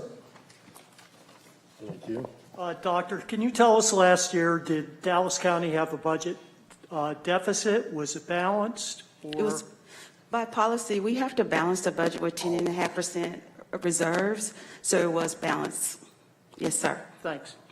The law, and if I can just add on to that, the law requires we always have to have a balanced budget. We're not allowed to run a deficit. You know, and it's interesting you would say that again. I'm the only one that's been on the court long enough, but Dallas County went to a pay-as-you-go system, and I'm going to talk to Ms. Blair in just a minute. What that's meant to you as the taxpayers is that we have been able to come and fund facilities. You live in Dallas County. You have not voted on a bond election since the 90s. And we continue to construct, and we continue to leverage, and we continue to build roads, and we've taken $600 million of taxpaying money, and we've leveraged $1.2 billion. That's what we've done in Dallas County. I'm talking about management and style, but that's because we've been cognizant. And so as we're now building across those three buildings, that's now going to be one building across the street, $170 million, you have not had to come out of your pocket. We just built another $48 million South Dallas Government Center. You have not had to pay. We're building another building over on Jefferson, a new courthouse. You know, again, $40-some million. You haven't had to do any of that. And you have not been taxed because we've managed. Thank you, Doctor. Real quickly, and I just want to, and I know she's got to get back. Ms. Richardson, can I ask you to come forward? Ms. Richardson is our Chief Public Defender. This is the largest public defender office in the state of Texas. And I'll let you just kind of give them some of your background real quickly. Good afternoon, everyone. My name is Lynn Pride Richardson, and I head the Dallas County Public Defender's Office. It is the largest and second oldest public defender office in the entire state of Texas. It is the most diverse from the standpoint that not only do we handle criminal cases, but family court cases. We have a robust mental health division. We have specialty court programs. We have 136 employees, 96 lawyers that report to me. And we handle anywhere from 25 to 30,000 cases a year in the adult criminal courts. It does not include in the juvenile courts and the family courts as well, but that is the largest division that we have. I am appointed by the Dallas County Commissioners. That means that each and every commissioner and the county judge, they are my bosses. I have an immediate report to the Dallas County Administrator, who is Daryl Martin. But they are my bosses, and I report to them. And we have not only a legal, constitutional obligation, but an ethical obligation to represent and to provide effective legal representation to each and every one of the indigent defendants that we represent in Dallas County. And I brought up for a couple of reasons to talk about I'm still working on your taxpayers. The frugality. Dallas County spent tens of millions of dollars, which we have nothing to say about, judges appointing for individuals who are charged with criminal offenses. We have nothing to say about that. As a result, I happen to be one of the ones that was around when this office got started because we could show the cost effectiveness. Under the indigent defense, they have to handle so many cases per month, misdemeanor and felony cases.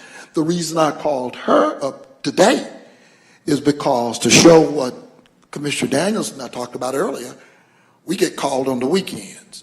Do you have a mental health division? Yes, we do. We have one of the first mental health divisions in any public defender's office in the state of Texas. And does that mental health division sometime call for you to have to summon some of us on the weekend to try to find beds, the availability bed? What does it do when you have to call us? In addition to representing those people in the criminal and the felony courts, we handle what's called civil commitments. That's when someone is seriously mentally ill and they require hospitalization. They're entitled to legal representation as well. But part of that process, if a family member has a loved one that has a serious mental illness and is having problems, that individual is not on their medication, the police get called out, they get taken to one of the hospitals, and there's a bed available to them. Also, in dealing with people in the criminal courts, when they're mentally ill and they're not competent to proceed with their case, then we have to have a bed for them. Well, sometimes we get calls even on the weekends when the hospitals are so crowded here in Dallas County, then it's an emergency situation because you have some seriously mentally ill people who have to be placed, and we have to find and locate beds. So all of what we do here in Dallas County is collaborative. They talked about elected officials, and also I am not an elected official, I am appointed. But we have to rely on the elected officials to assist us no matter what time of day it is, no matter whether it's on the weekend or a holiday. And there's certain things that we are not able to do is in terms of an appointed individual that we have to get the assistance and the authority from the commissioners. So there are times like one in particular where it was on a Saturday evening where we got a call from the CEO of the healthcare authority saying that we're in a situation, and a judge, a probate judge, that says we've got some people that need to be hospitalized and we don't have a place for them. So at that point, we were able to get on the phone with Commissioner Price, who I don't think he sleeps. I really don't honestly think he sleeps because he's always working, to call and say, hey, we need to get assistance. So in conjunction with the CEO of the health authority, with the chief of our mental health division, and with others in the system, and the judge that presides, we were able to find locations for those individuals. And so you're constantly being called upon, even by us, to talk about how to help us find beds, even maybe as far away as Oklahoma sometime, because we can't find them locally. But all I'm saying is we're always available. Yes, absolutely. There have been times when we have called commissioners late at night and said we need assistance, we have someone that is seriously ill and we need to get them assistance. Again, like I said, it has to do with collaboration. We couldn't do our job without them, and they are available, and amazingly, they're available at any time. I've never had a commissioner say, why did you call me at 8 o'clock in the evening or 11 o'clock? They're always available to assist us.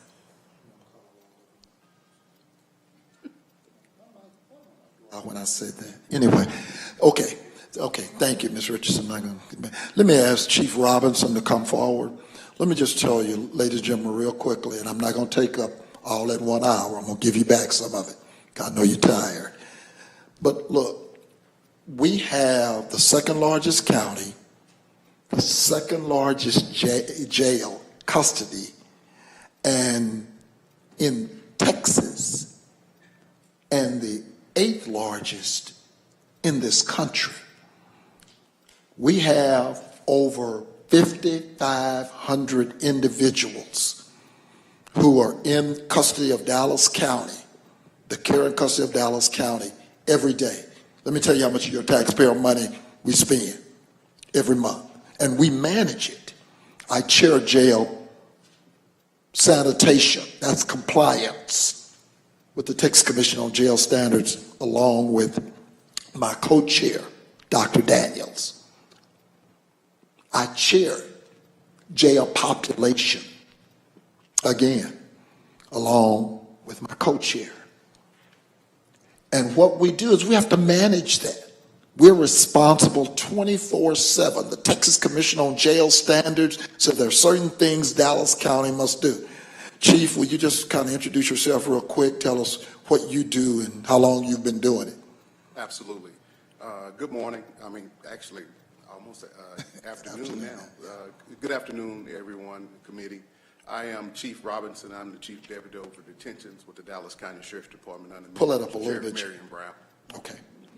And how long have you been with Dallas County? I've been with Dallas County going on 28 years. Okay. Let me just ask you, Chief, do you have occasion at midnight, 4 o'clock in the morning, all during the day, holidays, do you have occasion to see certain elected officials in and around the facility? I do. Commissioner Price this morning was at the jail addressing issues. Issues like how many nurses are in the jail. And to explain that even more, we have nurses who have to assess inmates when they come into jail.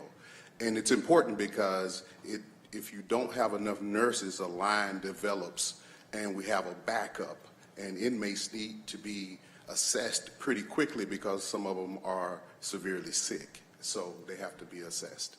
So he comes in and he makes sure that we have enough nurses. So in doing that, there's a collaboration with Parkland, and I'm the chief over detentions, but I can't make Parkland do anything, so I have to have someone who can cross departments to get these issues addressed. And Commissioner Price is there early in the morning, late at night, and in the afternoon.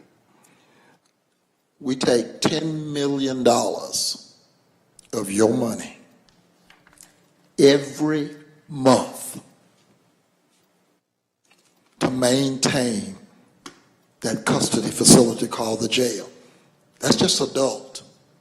$10 million. That doesn't talk about juvenile.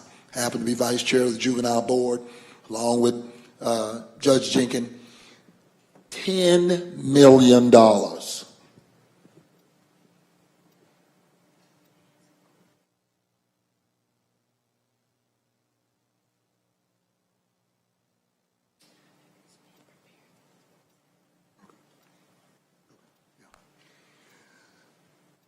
million every month.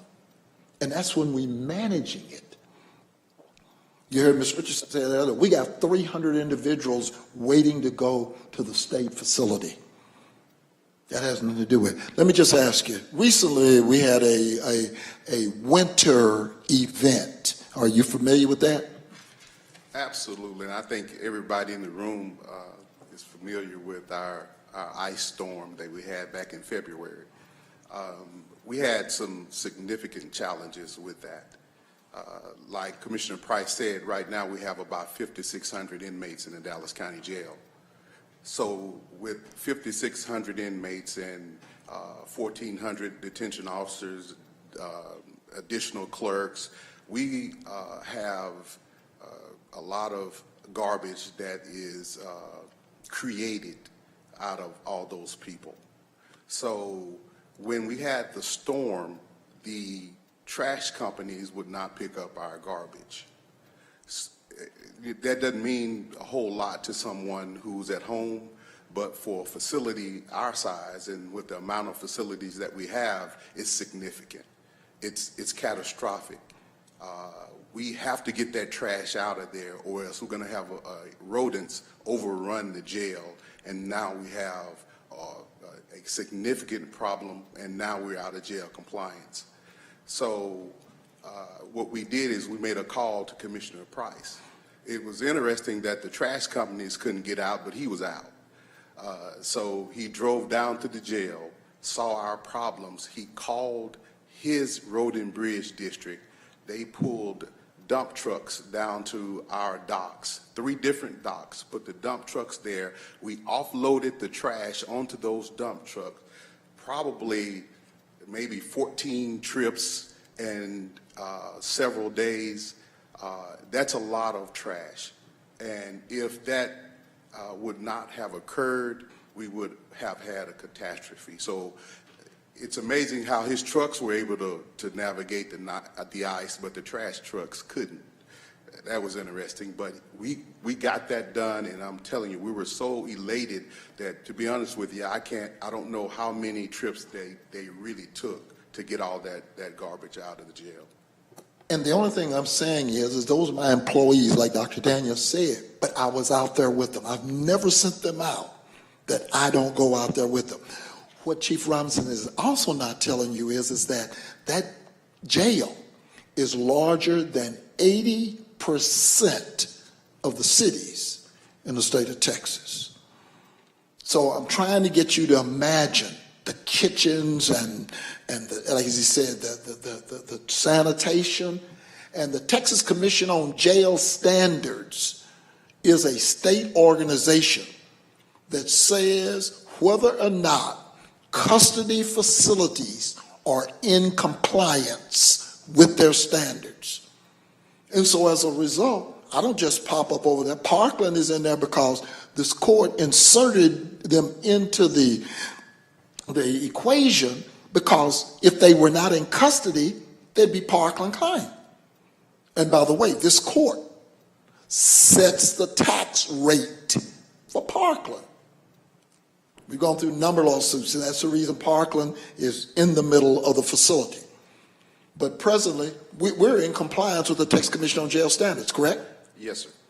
And we're in compliance primarily because it's a 24/7.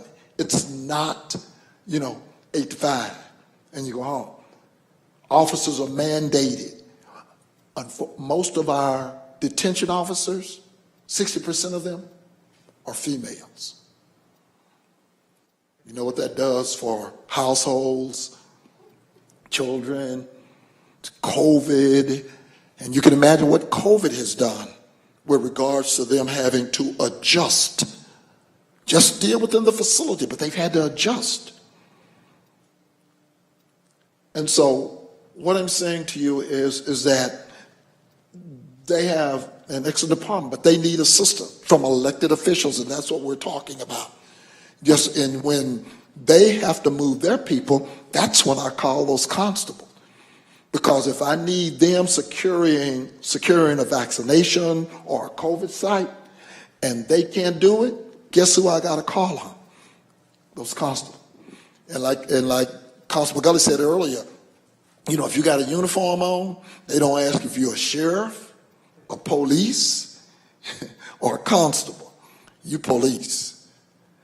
And they take the same risk as any other law enforcement officer. They always talk about domestic, how dangerous it is. They go and have to try to manage sequestrations and setouts. The JPs, in terms of how they've put peer navigators in to take care of landlords and tenants, so we wouldn't have any more people that are homeless. But I call on them.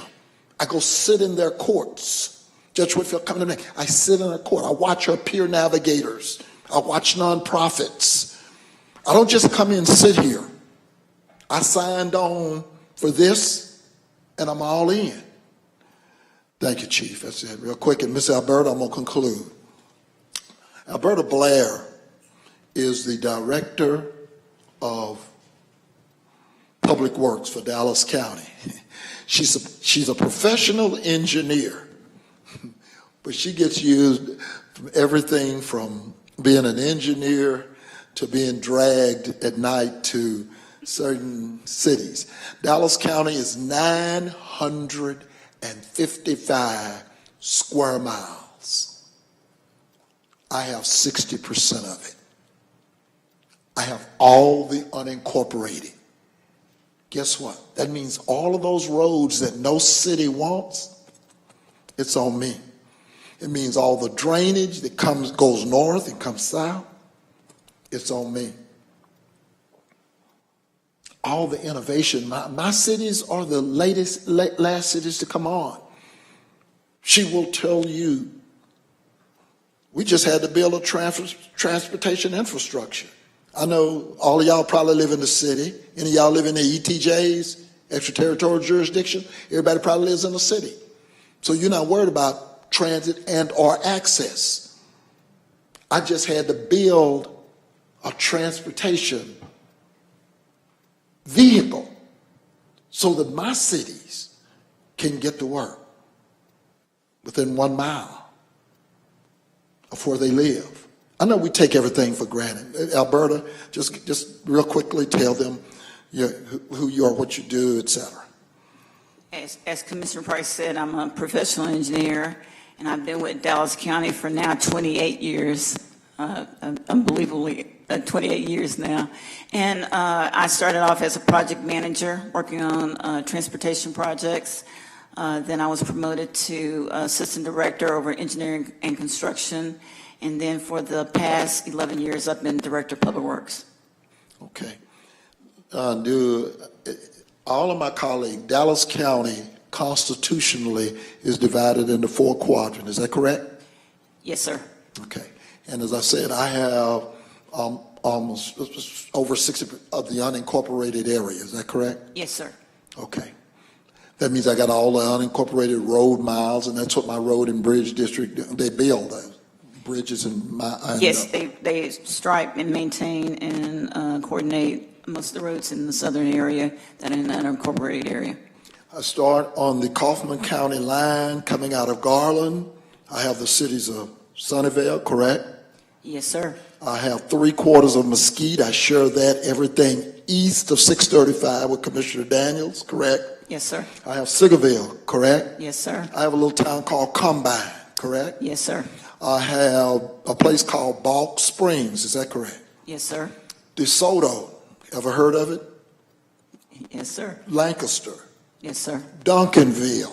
Yes, sir. And I have part of Dallas, correct? Yes, sir. Okay. Total, you have around 15 cities. 15 cities. Have I had the occasion to attend, and I even mentioned Wilmer, have we had the occasion to be in those meetings late into the evening and dealing with my cities with regards to their ability to perform and or get the collaborative vision? Many times. And additionally, you are the author of the major capital improvement projects, is that correct? Yes, sir. We administer and work with, actually now we have signed up 30 cities with master agreements. So 36 cities within, 31 cities within Dallas County. And you're also in charge of my favorite subject, something called trails. Yes, sir. That's a family joke because I spend more time on trails than I do on building thoroughfares. Are you the new president of the Dallas County Inland Port Management Association? Yes, I am. And how did that association come about? Really, it was a creation. Really, I give you credit, Commissioner Price. We actually have different organizations. Many times, many of the commissioners want to look at regional significance. One thing I want to add here is that Dr. Daniels is the actual Regional Transportation Committee Chair for the North Texas Council of Governments, and that plays a real key to a lot of the transportation movement that we do. But one thing by Commissioner Price, he actually spearheaded us and charged us with looking at the southeast area of Dallas County and the transportation needs. So we've been putting on forums for probably over 15 years now. And one of the forums was talking about transportation and transit and transit abilities for the southern sector. From that discussion and from that dialogue came about the idea of doing the Transportation Management Association. In addition, that I have 2 organizations called Best Southwest and Southeast Area Transportation Alliance. Yes, sir. And those are collaborative associations that bring us together so that we can collectively look at how we can manage and leverage funding. Yes, sir. I'm not going to take up any more of your time, Ms. Blair. If you were to say that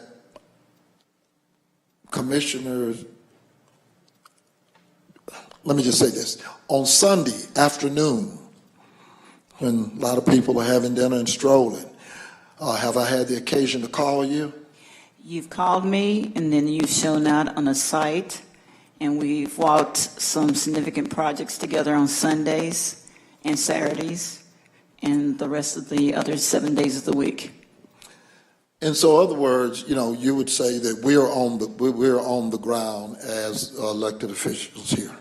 Yes, I would, and I would also add that your road and bridge forces are constantly there working with our utility companies as well, making sure to do clearing and grubbing to assist on many of our projects. Right. And while, again, you take for granted a lot of things, I represent areas that don't have things as basic as water. And I'm not talking about no unincorporated, I'm talking about incorporated areas. They're like the Wilmas of the world. That's built a 2 million gallon.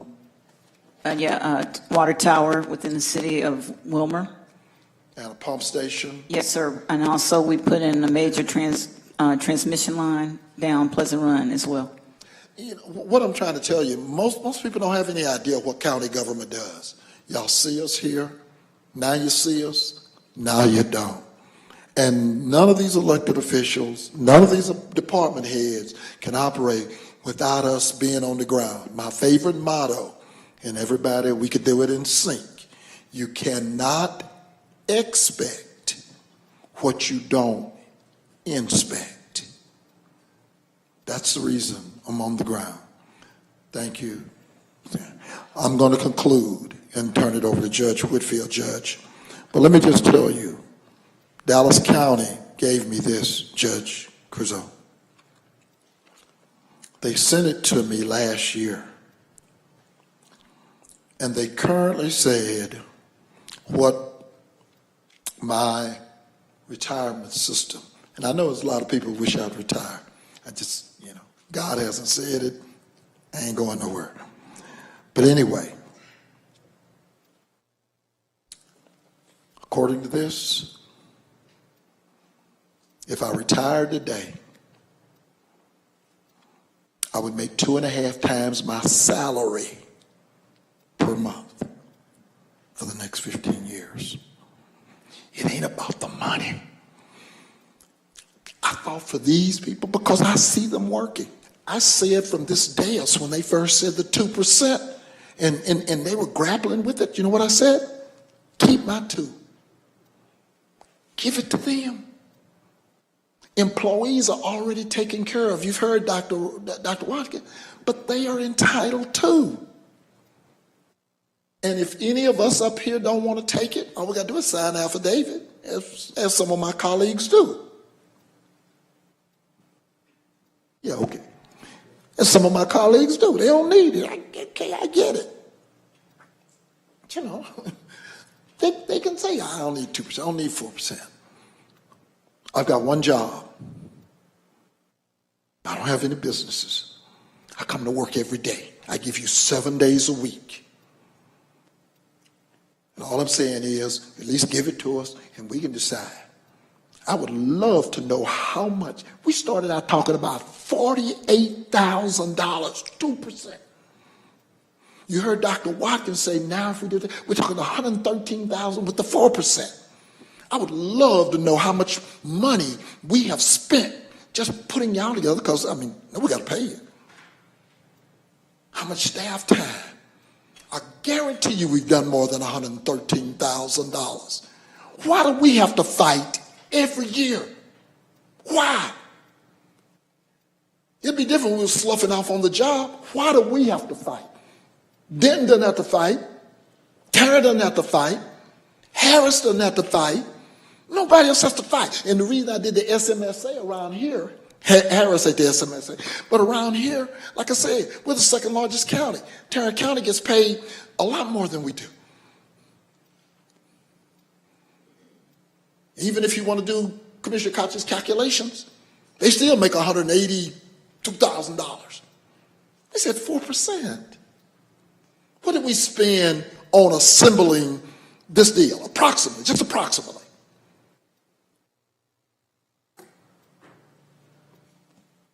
Commissioner, since we started on September 7th to today, it's probably $200,000 to $300,000 in terms of staff time.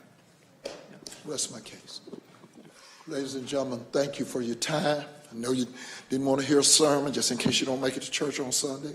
God bless you. And pass that 4% collection plate. Judge Whitfield, you got plenty of time. You can just conclude. Yeah. Oh, it's a question. Oh, sure. Oh. Yes, ma'am. I just want to clarify some things here. So just out of correction, the projected, before I get into that, do you know what the budget was for last year? We were right at $1 billion. Well, I think she got, Dr. Watkins, come on. I don't want to give them any wrong information. We're $1.5 billion this year. What were we at, about $1 billion? 1.2. Okay. So last year, before you guys had to file the grievance, there was a 0% increase, 0% 21, and then 0% project for 2022. Okay. And so while in 2022, you have these smaller counties, while Dallas is the second largest, you have smaller counties expecting 3 to 6%. And out of the 4% that you're requesting, equivalent to 113,000 of 1.5. With no, With you're no- able to absorb that without affecting taxpayers' increase. Already baked in, according to Dr. Watkins. Okay, thank you. I just Yes, wanted to ma'am. clarify. Anything else? Okay. Any other questions? I'm sorry, I didn't mean. Oh, okay, thank you.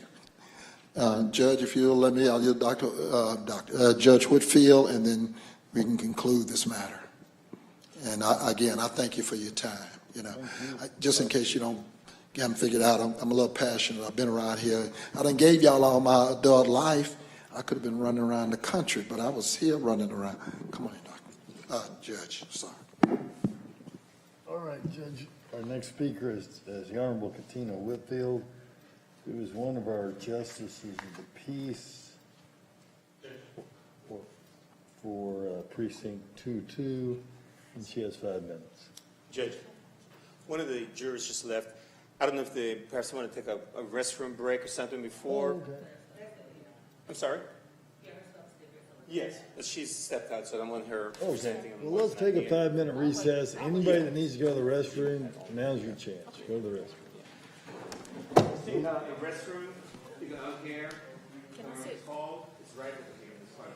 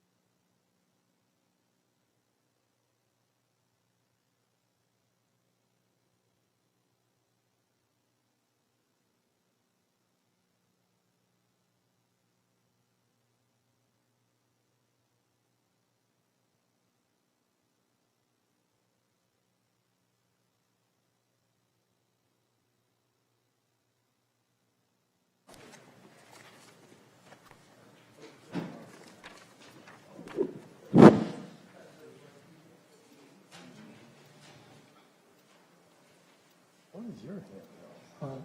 Your hand over about J.J. Gosh, being a racist?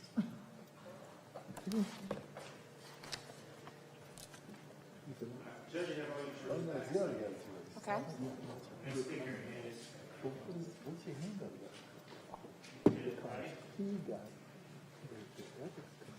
The Honorable Justice of the Peace, Katina Whitfield. Katina.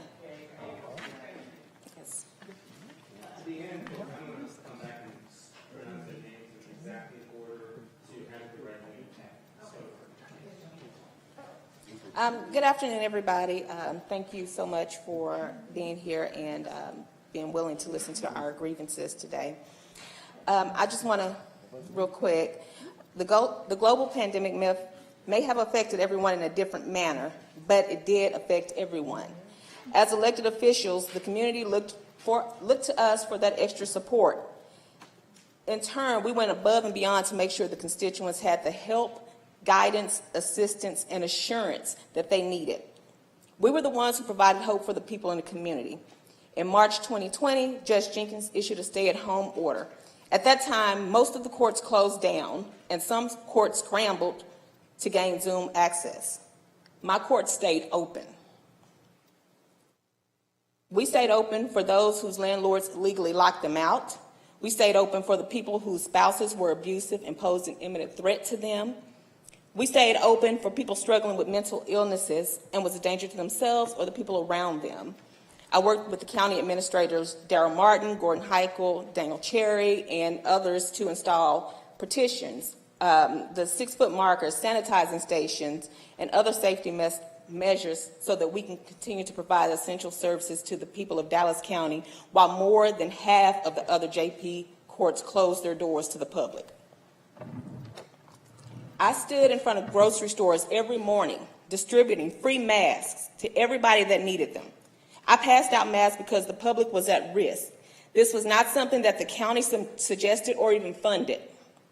More recently, I arranged for representatives from charitable and nonprofit organizations to be in my courtroom months before the county decided to put navigators in the courts. My efforts in collaboration with the organizations helped over 600 families stay in their homes. That means over 600 property owners were able to collect rent. My service and dedication to this county is evident in the commitment I've shown during the pandemic and beyond. I'm going to ask you all to imagine going to work every single day, being only one of a handful of people that show up for work, that even shows up. You're not only doing your job that you're hired to do, but you're going above and beyond, switching gears at a moment's notice to exceed the needs of the people you're working for, only to be called an animal or a pig and told that you don't deserve a raise by one of the people who never even stepped foot in your courtroom. Imagine the shock, the hurt, the disappointment, and humiliation that you would feel if you were that employee. And if you can imagine that, you can imagine what we all feel like today. I think that's all my time. If you don't have any questions for me, anybody? Yes. Yes. Okay. All right. And, oh, wait, no, you're not. Sorry. Thank you very much, Judge Whitfield. Thank you. Go ahead, Constable. And this is the last speaker. This is the Honorable Constable Edward Wright, WRIGHT. Good evening. Constable Ed Wright. And I'm doing this real quickly. Commissioner Price killed it. I believe he spoke very well for what we actually wanted to say. We deferred a lot of our time to him because he knew what to say. He could speak on what's going on better than us. I'm just going to tell you something about me real quickly. What's a public servant?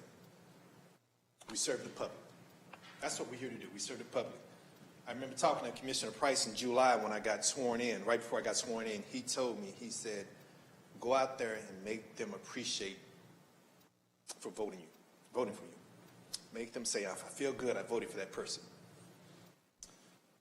Constable Gibson, he's been out there. He started health fair in his precinct out there, giving back to the community. That's serving the public. Constable Gully, She's out there doing all kind of stuff in her community, getting people registered to vote, getting them registered to go get their vaccine. We're doing stuff because we're public servants. Judge Whitfield, she just told you she's out there passing out masks. These are things we're doing. We're public servants. If you look up the definition of public servant, it said serve the public. Those are things we're doing. Myself, I started a mentoring program where I mentor kids. I found out I was a diabetic years ago. Lost about 25 pounds, found out I was diabetic. So what did I do? I started a program that when I go into schools, we're working out with kids and talking to kids about eating right, working out, getting enough sleep to make sure these kids aren't going down the path that I went to be a diabetic. I started a program, well, my wife and I started a program just here recently, a scholarship, Gwen and Ed Wright Scholarship. And what we did, we gave back 8 scholarships to students, gave them TV, fridge, microwave, all the bedding for the schools, for them to go, freshmen going off to school. That's being a public servant. Those are things that we're supposed to do. We fed 1,000 teachers in Duncanville in one day. I said, teacher appreciation, I want to give back because when I was younger, I wasn't able to do this. Now I can do some things. So I gave back to 1,000 teachers in Duncanville in one day. What is that? That's being a public servant. That's what I was told I'm supposed to do. Go out there and make people appreciate that they voted for you. That's what I've tried to do this whole time I've been in this office. I appreciate you guys being here. Appreciate you guys listening. You guys have been so attentive. Thanks you guys so much.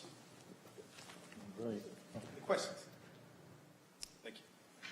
All right, Mr. Hake will now get you to answer question number 1. Just carefully tear off a piece of paper and answer question number 1 as to, well, I guess we're going to do we got to do each one of them. Yeah. Go ahead, David. So folks, with the pad that you have, this is the order that the grievance was presented. Mr. Huggle. Yes, sir. You got to do one each for each one. So think we just can. start with Dr. Daniel. Since we're about to vote, I think we can dismiss the alternates at this point. Dismiss the who? The alternates. Oh, yes. The 2 alternates, you're free to leave now because you needed to stay around just in case someone who was selected at the 9 couldn't serve. So the alternates, you don't need to stay because you'll not be voting, just the 9 members. Okay? So the 2 alternates, yes, sir. I will explain all of that to you before you start voting. Okay. So you have 9 grievance, and these are the names, so you can write it on. I would suggest you do on each piece of paper 1 name per sheet of paper. The first one is the Honorable Commissioner Dr. Teresa Daniel.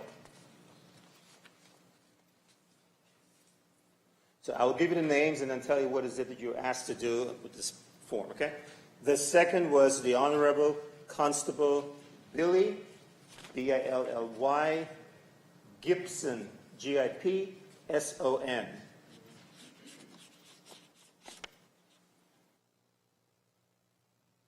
The third was the Honorable Constable Tracy, T-R-A-C-E-Y, Gully, G-U-L-L-E-Y.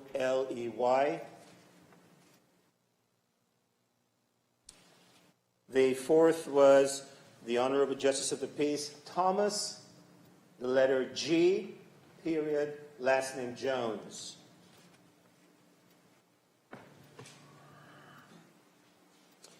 The next grievant was the Honorable Justice of the Peace, Mike Jones.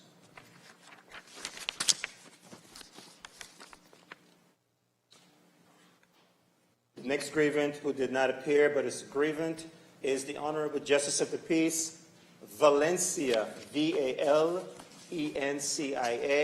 Nash, N-A-S-H.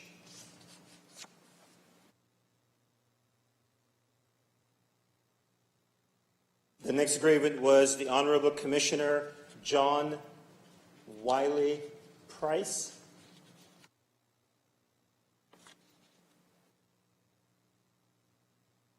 The next grievant was the Honorable Justice of the Peace, Katina Whitfield, K-A, and then T-I-N-A, and the last name W-H-I-T-F-I-E-L-D. And last but not least was the Honorable Constable Edward Wright, W-R-I-G-H-T. Yes, ma'am. The last one was Edward, Constable Edward, E-D-W-A-R-D, W-R-I-G-H-T, Edward Wright. Now, yes, sir. Can you give me the first name again? The very first Yes, sir. The very first grievant was the Honorable Commissioner Dr. Teresa, T-H-E-R-E-S-A, Daniel.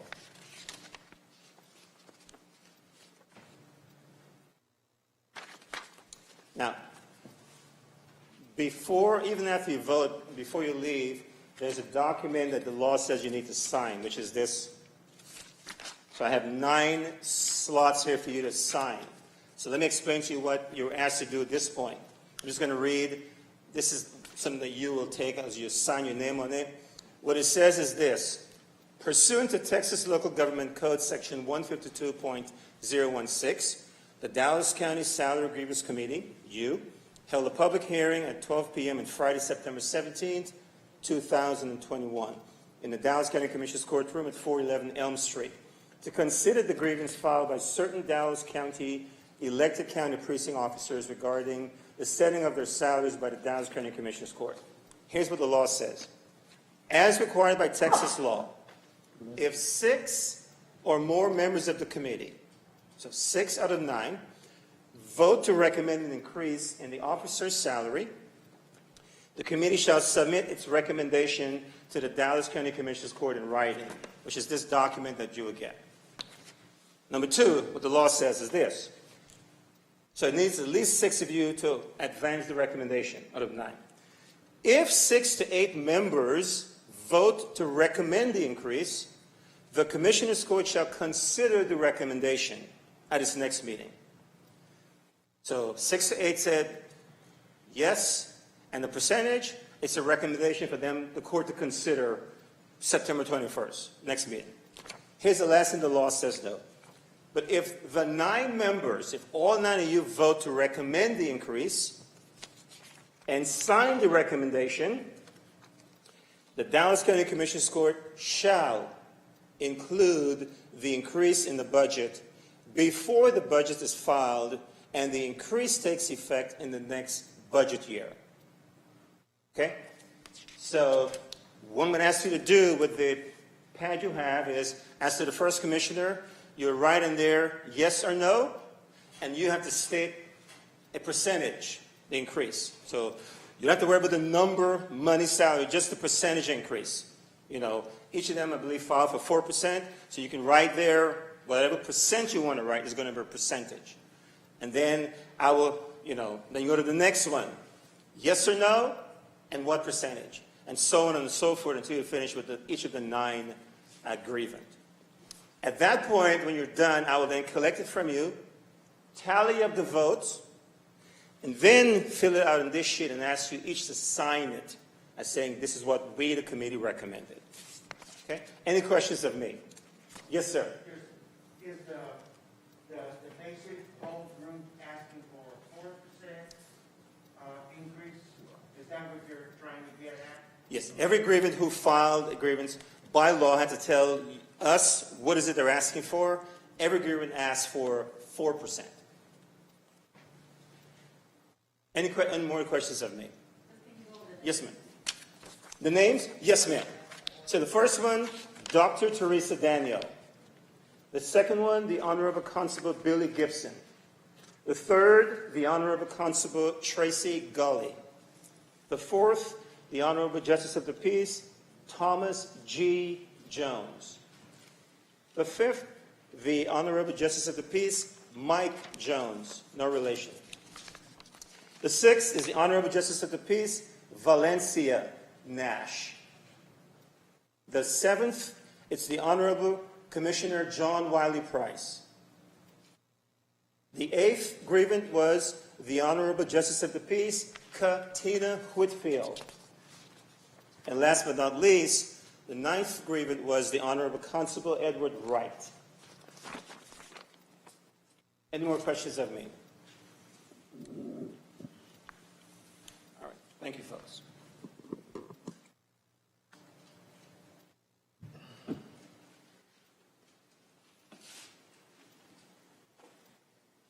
Just so you know, there's nothing that keeps you from discussing what you want to talk about yourself. I'm say, we'll leave.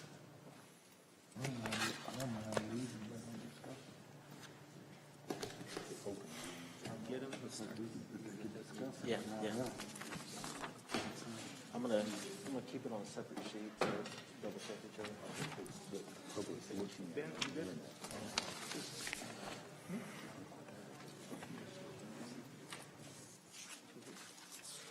We have it. You used all the forms? Yeah. Okay. All right. All right.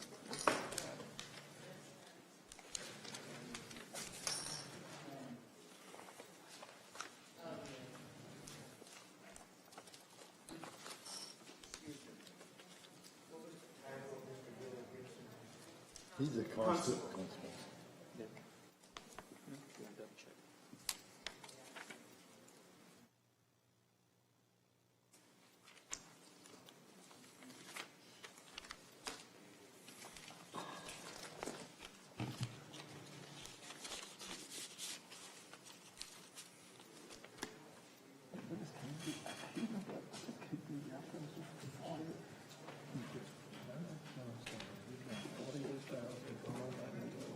Yes. All right.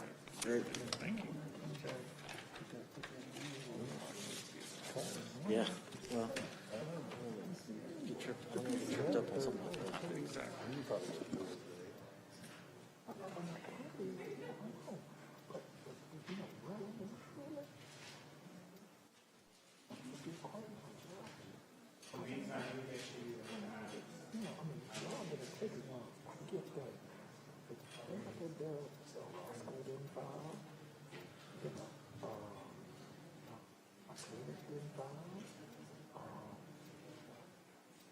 I don't see what happens here. Maybe we can address that and make sure they're in parity. So how do you do that shit? The AG, is so. If they didn't grieve it, yeah, very specific. I've already looked at that because I want to do that. But you can't do it if they didn't grieve it. That's what the law says. You know.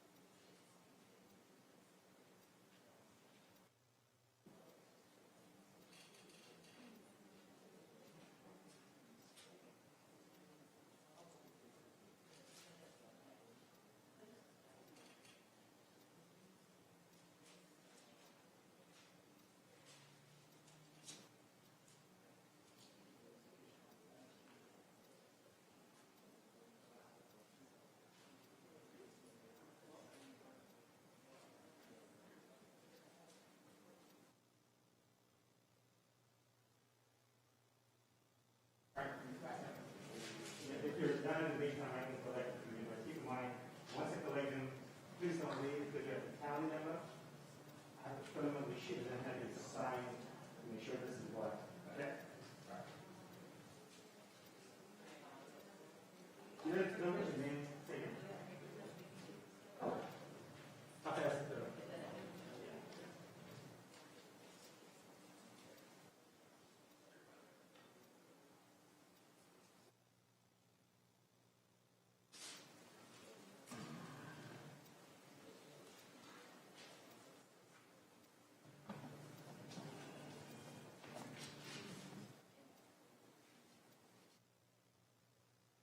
Respect for the community's foundation.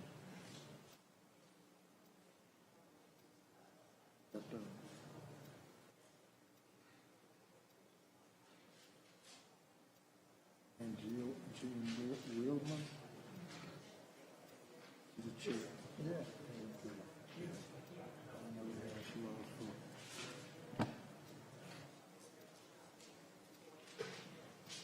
no, they do a lot of good. Well, I mean, they have potential, but like I told them, potential doesn't mean anything if they don't move to some real resolution.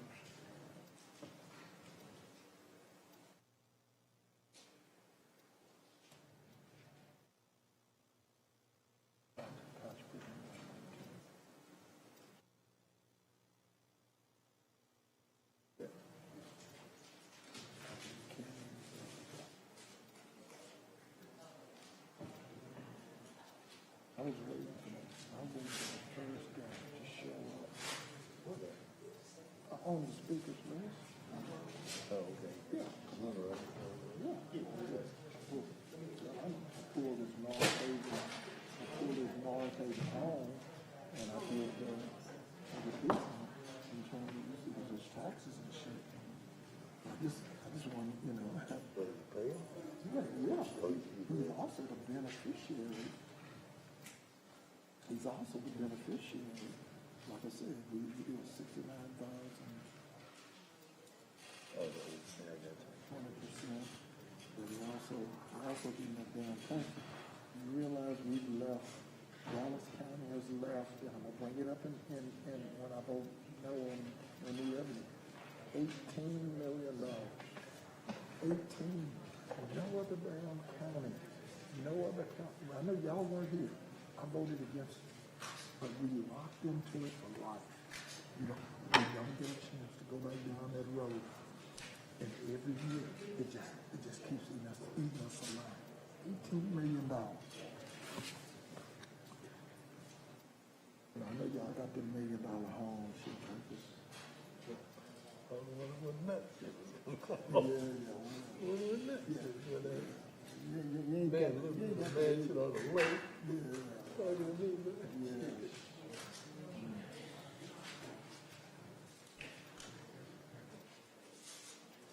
Got more classic cars than I got socks. Hey, all right. That's because I ain't got no wife or nothing. Yeah.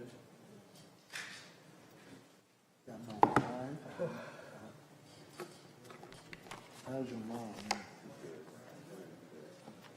Good people good. Son, his wife. Hey man, can't ask for more.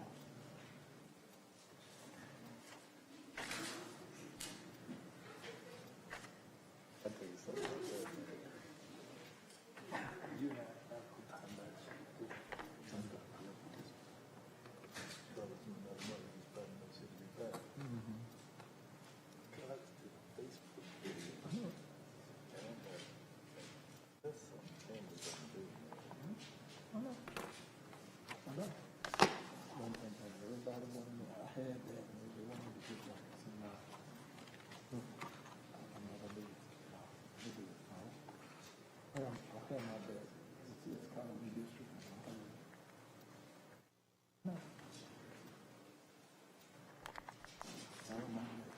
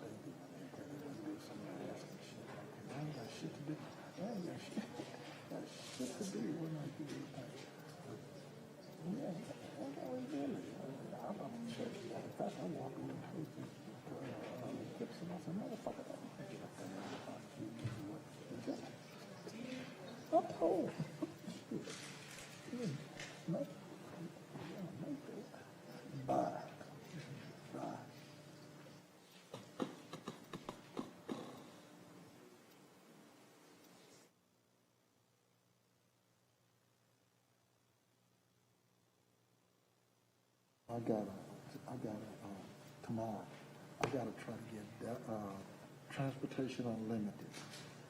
You know, the guys y'all had at Fair Park. Oh, yeah. We got all these kids tomorrow, and, Daphne, we got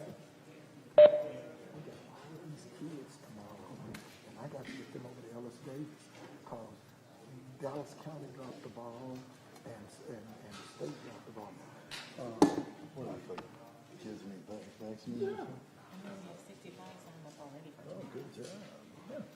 But we gotta get them transported from Wilma Hutchins over to Ellis Davis. Some of them are, okay, so we need to get, transportation unlimited, okay, to get them over there. And they're supposed to go to school. Huh?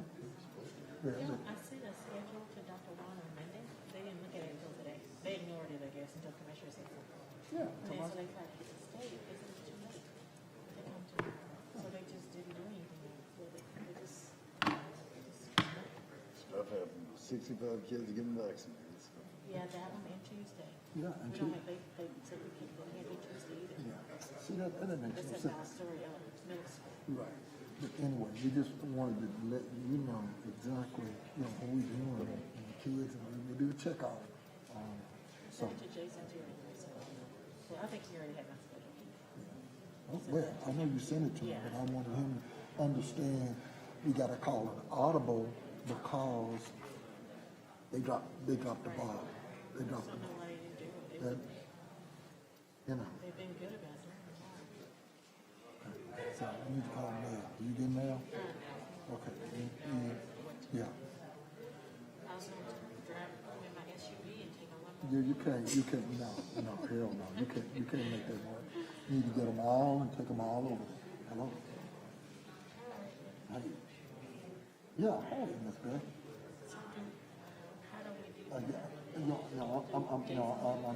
It's here. But, are you at the job? Okay, no problem. Okay, I'll call you back after the hearing. Okay, yes, ma'am.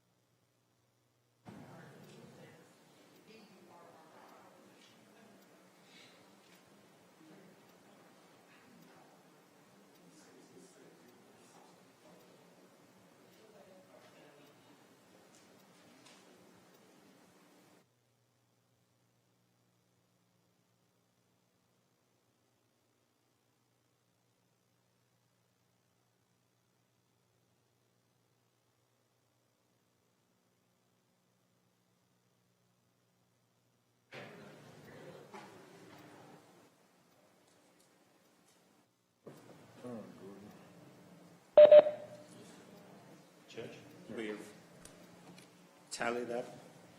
What I'm going to do now, Judge, is ask them to come up. Well, it's so happened that all of it was 6. For the first grievance, it was 6-3 for 2%.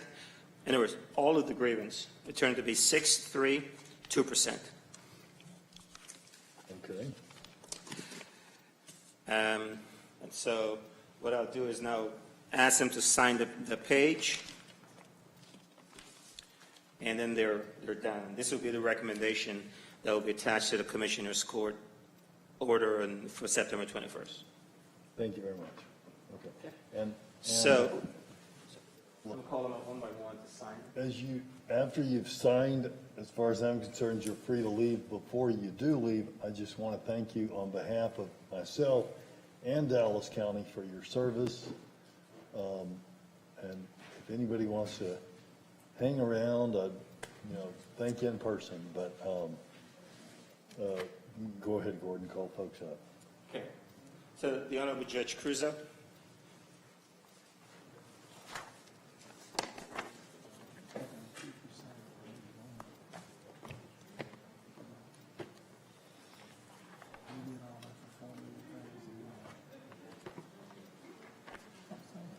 Just do you need a sticker?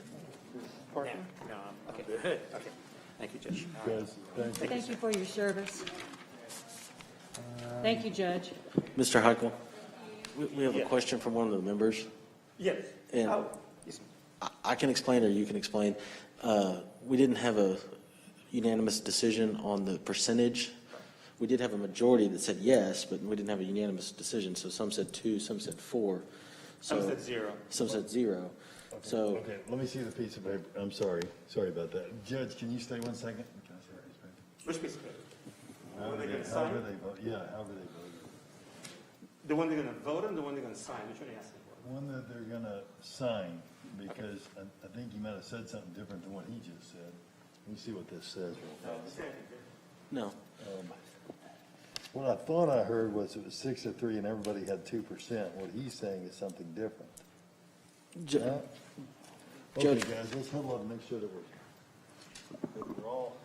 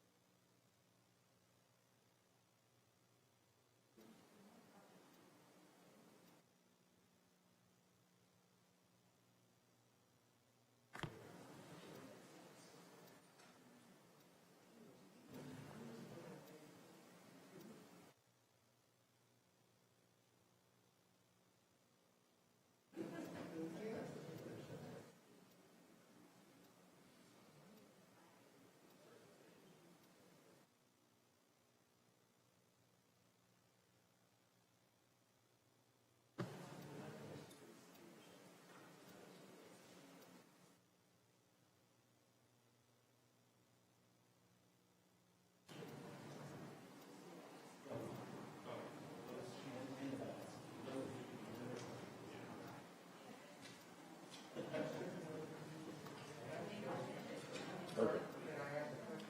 So we're going to, go ahead, let me say something to clarify, because something was confusing to me, and it may have been confusing to some of you. Some of you may have voted for 4% who voted for a pay raise. However, if you remember the rules, if it's 0 to 5, then it's beyond the Commissioner's Court to reconsider. If it's above 6, if it's 6 or above, then they can consider that thing. Since 6 of you did not vote for 4, but when we take the 2s and the 6s together, when we take the 2s and the 4s together, it gives a 6. The piece of paper that you're signing says that on a 6-3 vote, you voted for 2%. And this is, and please if there's any concern, somebody tell me. We're assuming if you voted for 4%, you're not opposed to 2%. If anyone, for some reason, says if it's not 4, I want it to be 0, tell us now, but we're just, I don't want to assume anything. Since 2 is part of 4, they put it down as 2. Okay? So, yeah.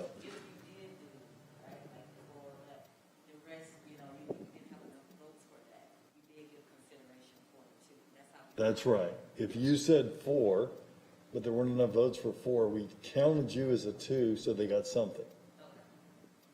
If that's not what anybody voted for wanted, tell us now. But, you know, since 2 is a smaller number than 4, that's what we interpreted. All right? Okay. Go ahead. Did you still have a question? No, Judge. Okay. You answered my question. Okay. Let's continue on, Mr. Hagel. Thank you, Judge. Next, Ashley Shipman. See ya. Thank you. Do you need us parking? Oh, yes. Ms. Shipman, thank you for your service. Thank you, Ms. Shipman. Thank you, Ms. Shipman. Okay, thank you. Yes, sure. Thank you. Thank you. Susan Tupol. Sue Ann. Actually, you know what? That's what it has here. Sue Ann. All right, my apologies, man. Ms. Topol. Yeah. All right, your number. Sue Ann DePaul, thanks for your service. Yes. Oh, you're welcome. Okay. Sign number 3, and then I'll give this back here.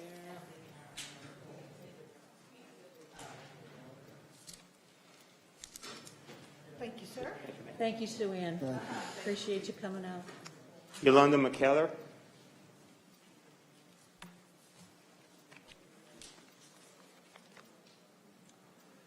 Do you need that? I'll call you in back and finish up Do you the need court. one of these? Yes.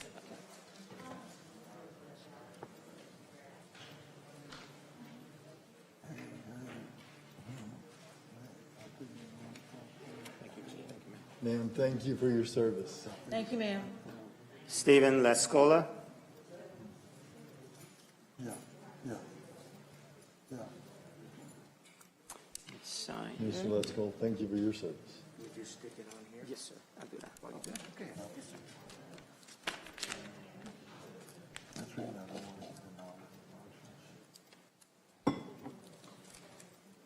Thank you, Steve. Thanks for Thank coming you out so much. today. Appreciate it. Ross Roblin.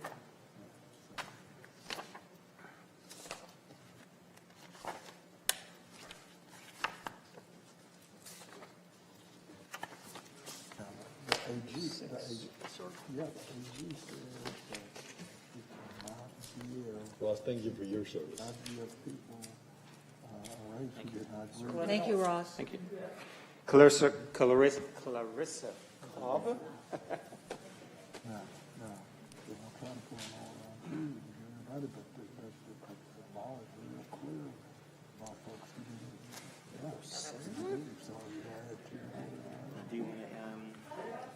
Clarissa, thank you for your service. I'll save you $10. Thank you for spending the afternoon with us.